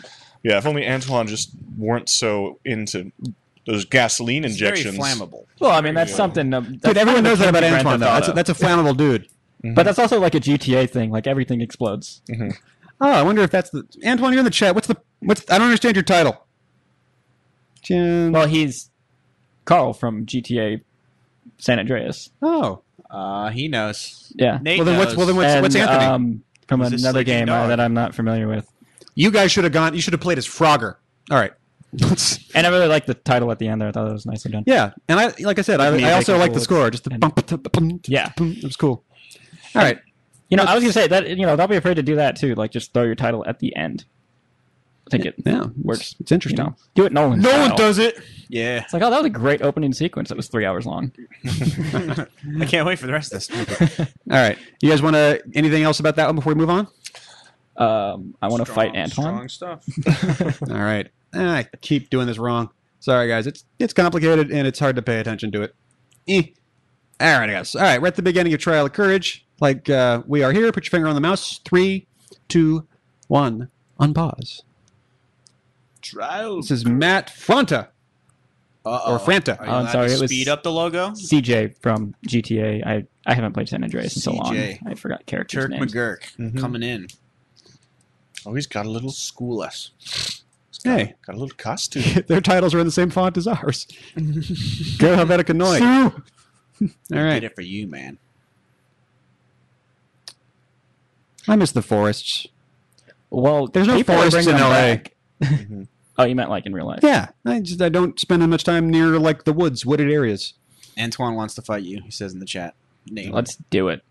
Maybe I'll get it done in Later less than today. You 4 should come years. over. I'll watch. This is the only Do it nerd right culture now. wherein it's like, I want to fight that nerd.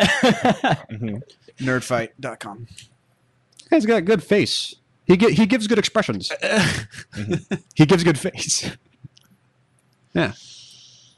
For sure. We're gonna need something to happen here, though. Huh? Yeah. Yes. It's a little long-winded. We got the creepy stalker angle. He's being pursued. We talk about like having the camera be part of the fight. What if that actually was the thing? Like the camera's stalking him and then attacks him. He's just like bashing the lens. Dum, dum.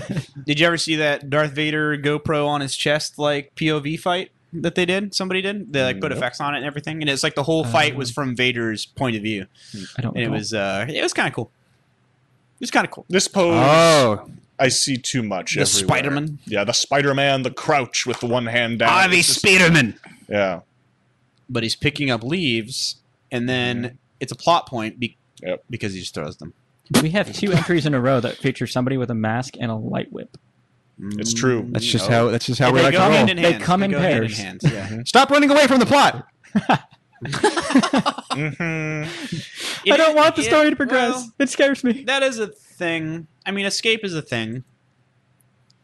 It is not. No, sir.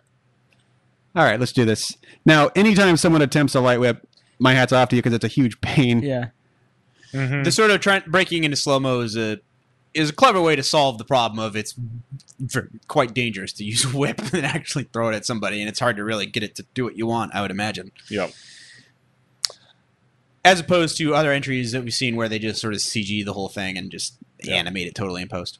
It's an ambitious attempt, though the execution. I mean, I personally feel in respect to all this that he's not actually trying to hurt him with it. Like you're not feeling the intention there at all. You feel the caution. The caution is the primary takeaway for me about everything that's going on, which sort of. I'd say hats off to anybody who tries to do the light whip because I don't think I ever will. Hats off, like in terms of I feel your pain. Not necessarily hats off in terms of that'll net you points just for trying it. Yeah. I suppose. But if they can do something decent with it. Yeah. Oh, yeah. Oof. I hate it when I get my arms chopped. That's perplexing. I mean, I'll tuck my amputated arm into my tunic. Well, it saves an arm removal for the rest of the film. Yeah, that's what I'm saying. That's the motivation for it. Purposes, Like you feel the reason for it. It's like, the reason for it is... he just loves the feeling of fresh dump on his nips. I would say if I was in that situation, I would just try to frame the arm out as much as possible than when you do see it in on Whatever. You guys, whatever. Just you don't seem to be feeling. he tucks his hand into his shirt. Go ahead and have a fight. Show me a fight. Yeah. You guys don't seem to be feeling this one that much. No. Is it just the weird semi-offness, or is there something really, really wrong? I think a lot of it's a pacing issue. Oh, pacing. Like I feel like if he could get his hand up to his Ouch. shoulder, he could have got it into his armpit and not actually had to impale himself. All of that. But I get the whole who did that in the movie with the gunshot through himself into the dude behind him? Like was it Bruce Willis or something? Sounds very Bruce Willis to You know me. what I'm talking about? Yeah, was that one of the diehards? I don't. You know, maybe it was. Okay. Who's to say? I don't know. Yeah. Nothing really matters. All right. Okay.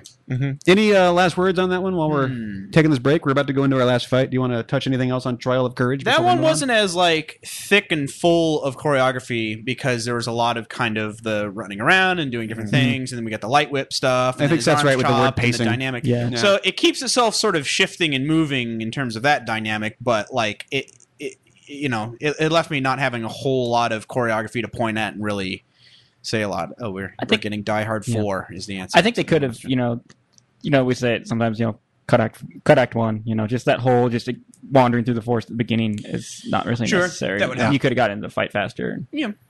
I agree. All right. You guys ready to move on to the last fight of the day? Yeah. The last fight? I probably should have made sure my titles are ready. They are. All right, let's go. Oh, we missed a Final Countdown reference. There. Inside. The final countdown. All right, sorry, let's do this. You're at the beginning of the fight inside 2, like I am. Put your finger on the button. 3, 2, 1, on pause. Now I'll tell you what I don't get about the fight inside 2. It doesn't take place inside. It's an outside fight. It should be called the fight outside. No stars. Sorry. I don't know what I'm doing anymore. They're fighting inside the world. Whoa. People outside. No biggie. No biggie. What's this movie called? Oh. Was the fight inside awesome? The first one? I remember it. I remember as soon as we opened think we get some- right here. yeah. I remember There going, you go. oh yeah, This because one. this was one that used the whip too. Light whip. Yeah.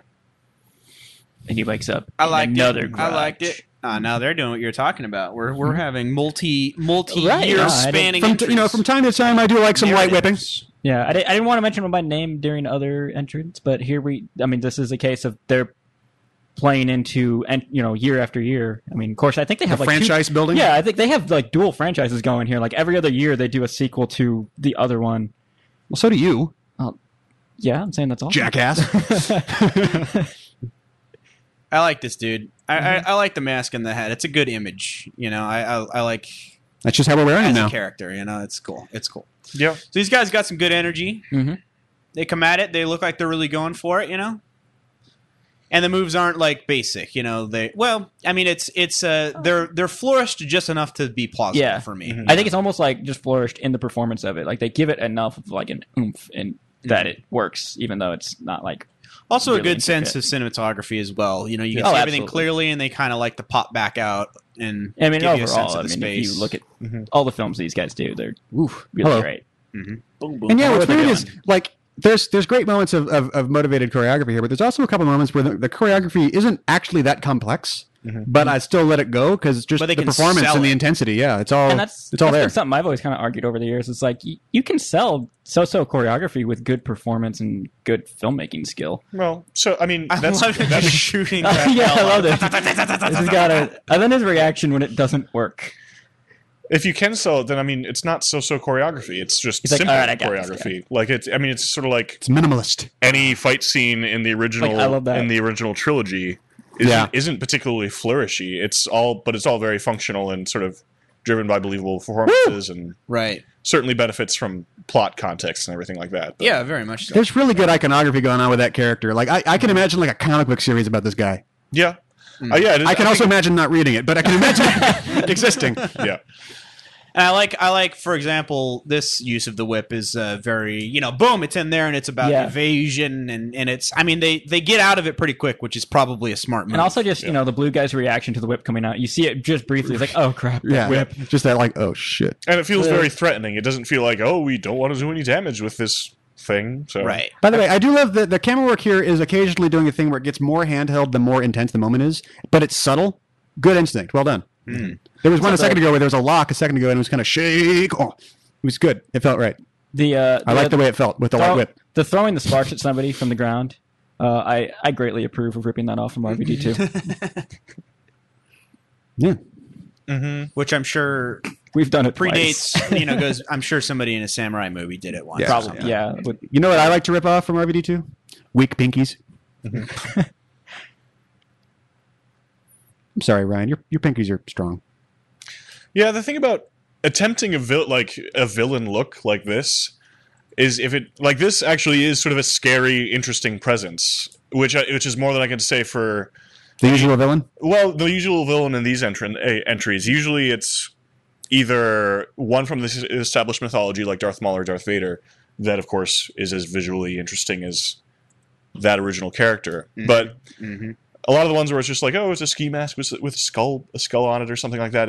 I've not felt. Oh, it's totally cool. It's yeah. Well, I mean, like in none of the other entries have I seen a villain, even when they're trying to make him look menacing, that actually succeeded in it, except for this one. Yeah. Definitely. So, props to that. Definitely. I love practical effects. Oh yeah. It seems like a lot of VFX people love practical effects. Oh yeah. You'll never find someone who likes models more than a CG guy. I was very pleased. Or maybe like grandpas, but that's just like train models. I don't know what it is with train models and grandpas, but it's a thing. Watch it pan up. Watch it pan up. It's Ryan. Fuck! Yep. Son of a bitch. I didn't even know I was in this. I really love the music at the ending here. It's like very, I don't know. It's awesome. Well done. Winter's coming. I have no description for Yay. it. Something. I want to see her do more things. She was good in loyalty. Mhm. That's the same chick, right? Totally. I think so. I'm pretty sure we confirmed that. I have to imagine we did. Someone's pregnant now. That's how that film grammar works. Simba. I got my. And this is like so creepy, and like I said, with the music, it's almost like the perfect way to end the whole competition. Although we could totally change the vibe with different music, though. That's true. I get knocked down, but I get up again. Headless Horseman style. That was freaky. Yeah. That was a good. All right, that was. I felt that beat from here with the music off. That's how cool that beat was. Fantastic. Where he turns around and it's like cut to black. That was a good vibe. Great that was. Oh man, I'm gonna have to do more deliberation than I thought. Yeah. Voting. Yeah, there's. I'm the only one who didn't take notes during this. Yeah, that's what it's there for. You have the option. You have the option. I took my notes on the plane last night. So these guys are gonna kind of recontabulate and make up other words, and we're gonna come back in a second. With the first, second, and third place winners. We're going to talk about that in a second. Before we do, let's just throw a quick summary over the entries this year and just talk about the trends that we saw. We usually sort of address things that we've seen that just randomly crop up. Like this year was the year of that Nerf gun. This was the year. There's a lot of weird hats and whips. Sort of consistently, I noticed that shutter frame thing where the lightsaber swings are just stick as it goes across. That bugs me. I noticed every episode heavily featured a lightsaber of some sort. Yeah, that seems like guys. That's like you don't have to be beholden. 12 years, man. It's weird. Yeah, and there was a couple of light whips. Generally, this was honestly this year was sort of how they usually tend to go, where there was a few of them that I was really excited by. There's a whole bunch of them that are like, yep, high five, and then a few of them where there's stuff that you can say like critiquey stuff. But generally, this was a solid year. This was another LCC year, as far as I'm concerned. Was there anything that you guys noticed about the overall crop that's worth pointing out? Yeah. Mm-hmm. Yeah. All right. What you said. Copy and paste what Deke said. I said. All right. Nice. So we're going to go ahead and let these guys do their calculation, their tabulation. We'll probably be back in only a moment or so. So stick with us. We'll find out the thrilling conclusion to LCC 12. Not a number.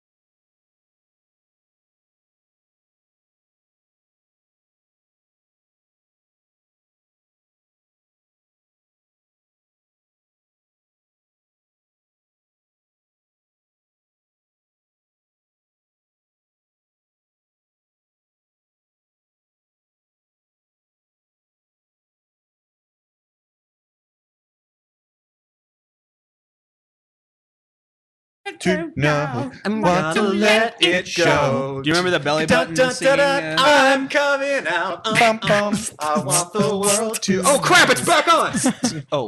Oh no! The audio's up. Hi guys. Hello. Hello. Hello. Ahoy. Oh, hello, please. Hello. My name is Elder Price. All right, so we've got some winners. Yeah. I want everyone to know though that the real loser is Boater. Just always. No, okay.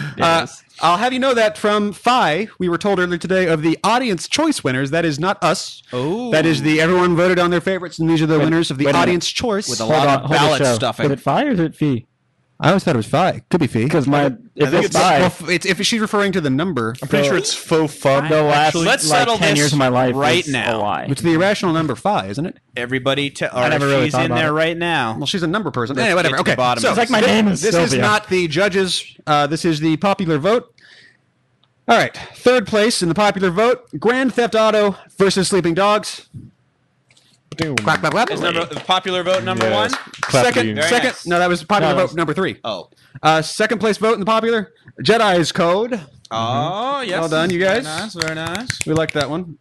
That was Nikita. And then the first place in the popular vote was The Fight Inside 2, Maxwell Sweat. They rigged it. They have a large group of people that. Good. I was thinking. I thought it'd be funny. We ended up doing the "I'm coming out" gag, but I was thinking it'd be funny just to come back on and be like, "Well, yeah, if you pay us enough, we'll definitely put you in first place." Oh shit, we're back. Okay, whoops. All right. So, that being said, let's go to our votes. As mentioned before, I'll reiterate it briefly. Every judge can apply a first, second, or third place position to any movies they wish to do. A third place gives that movie 5 points. A second place gives that movie 10 points, and a first place gives that movie 15. The movies, we add them up. Which one had the most points? That's first place, and then so on and so forth. That's how it goes, and let's talk about it. There was only 4 movies that got voted on as a first, second, or third place, so it was limited to 4, and we're all in the same. Yeah, everyone's sort of on the same page. Mm-hmm. All right, in third place, LCC 12, third place, Bait and Switch. BT Bladework Productions. And can you put it up or anything? Strong work, you guys. Yeah, we did that last year, didn't we? I can do that. Yeah. If I can remember Give where. them their moment. You should have had chapter points in there or something. Yeah, I didn't think about it. Darn me. Yeah, that's right. You didn't think. I didn't. I just didn't. Oh, here we go. Yeah.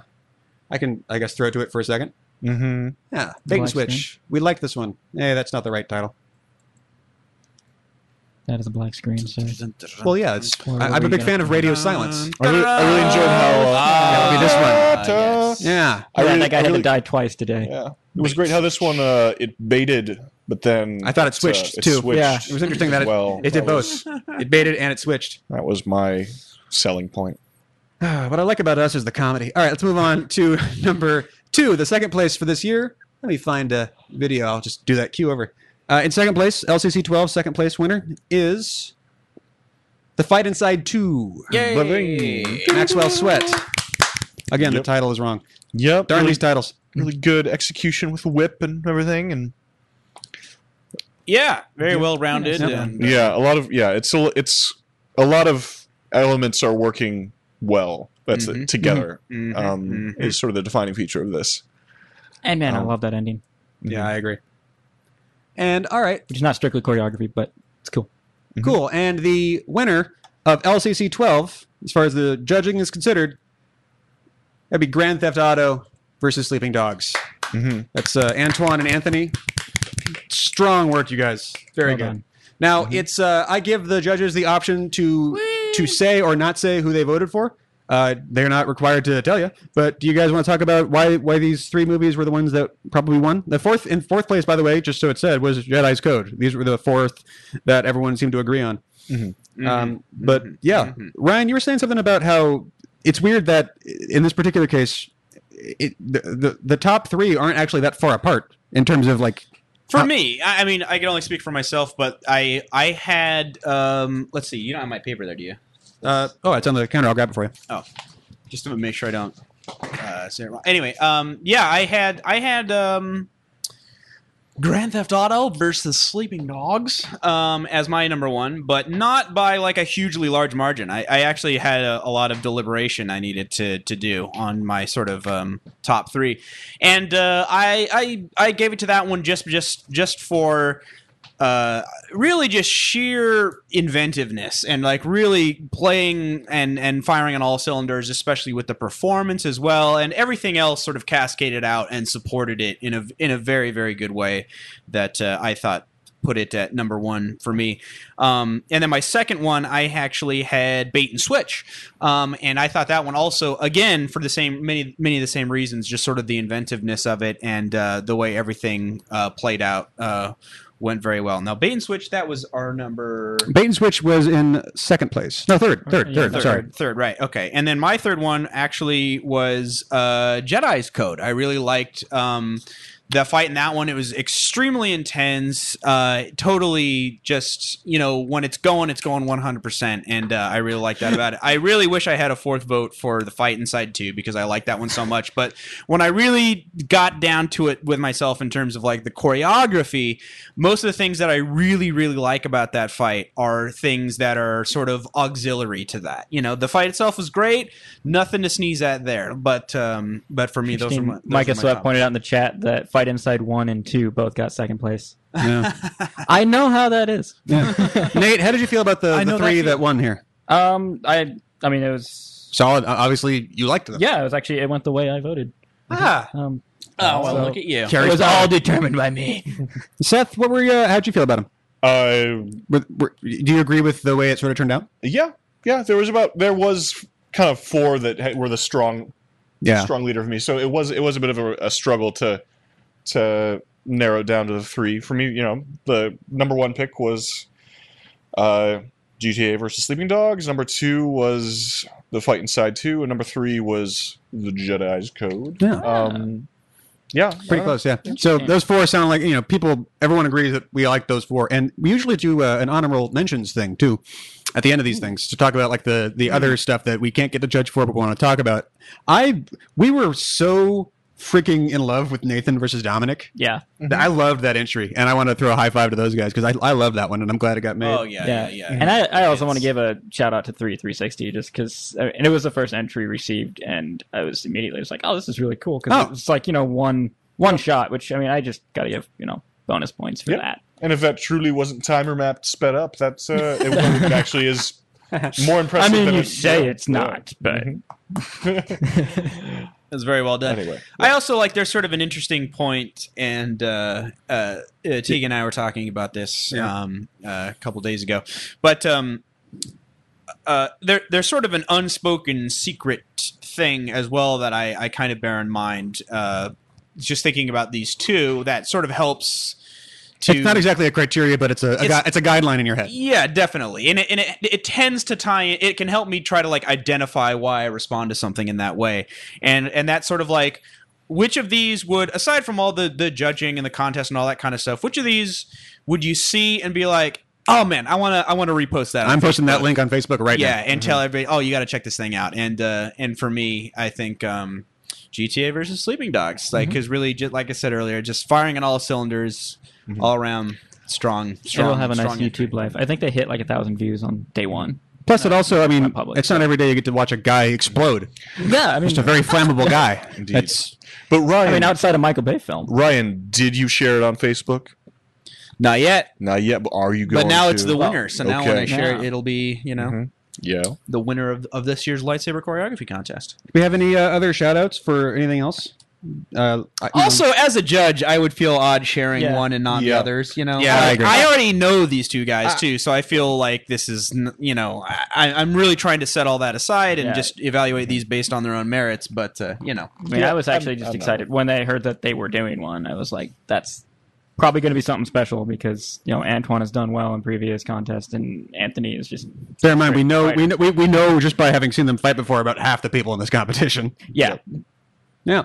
Cool. So, want to go ahead and call that a wrap on the 12th annual LCC. Well done, everyone. Thank you guys. Thank you guys for all entering, and thank you guys for judging. All entries. A round of internet applause that we can't hear, so it's awkward for our judges, Ryan Weber, and then Nate, and Seth Donald, and an extra one for the beard. Extra one for the beard. And half a round of applause for me. Myself, as always, Tig Christie. And you can always find episodes of our fabulous GD podcast at friendsinyourhead.com, usually including Dorkman. Once again, the URL for that, just while it's happening now, is michaelscottfund.com. Throw some money at that. In fact, I'm going to check and see how that does, because we were talking about the 70K part. But anyway, until next time, my name is Tig Christie. You can always find more episodes of these things at friendsinyourhead.com. Go to the forum, involve yourself in the conversation. It's an amazing group of people, and it's growing every single week. Twitter.com/friendsinyourhead. Facebook Friends in Your Head. Friendsinyourhead at gmail.com. And of course, for all the LCC stuff this year, every year, and for the rest of time, hopefully, sabercomp.com. Hope you guys had a good time. I always enjoy doing this and being a judge and everything. I think this is an awesome opportunity to really sit down and to get detailed feedback on entries in here. So if you're getting started and putting it out there into the world and just looking to just sort of get good, feedback and critique on stuff, I think this is a really, really cool way for that to happen. I agree. Cool. I disagree. All right. Until next time, my name is Tig Christie. I am Ryan Weber. I'm Nate Cowie. I'm Seth Donald. And thank you much for listening and watching and fighting. Good night, good night. Thus end the show. And then we just sort of awkwardly sit here on mic. So I guess this is outside what's going to be posted later, but for people interested in LCC 13, that is happening much sooner than you might expect. Really? When? Why is that? Well, we don't have it's all right the now. rules. Pretty much, yeah. Yeah, you can get started right now. The deadline for 13 is tomorrow. Yeah. Shoot. It will. The deadline will be the last Sunday of September. Yeah, from now on, it's always the last Sunday. It's going to be like that from now on. So that's not far off from when it usually is, though, right? No, but rather than having a start date at the beginning of summer, it starts. I never understood the idea of the start date. Since it got into such a regular thing every year, so it's like might as well just say it starts now. I guess the start date it reminds people to do something. It's like, hey. You remember the Lightsaber Choreography Competition? You could be doing something for that right now. Yeah. Do it. Cool. All right, guys, we're going to go ahead and wrap up the stream. And Nate, in the chat room, people are encouraging you to go get beer now. I do need beer. I need to find some California beers that I can't get home. Mm-hmm. I'm a beer guy. Well, thank you guys for all coming out and having a good time with it. And congratulations to the winners. And thanks to everyone who entered, especially people who entered a lot and tried and put a lot of effort into this, which is virtually everyone. Bye, guys. We'll see you next year. We should end it another 5 times. Let's Return of the King this. Da-da-dun, da-da-dun, da-da-dun, da-dun, dun, da-da-dun.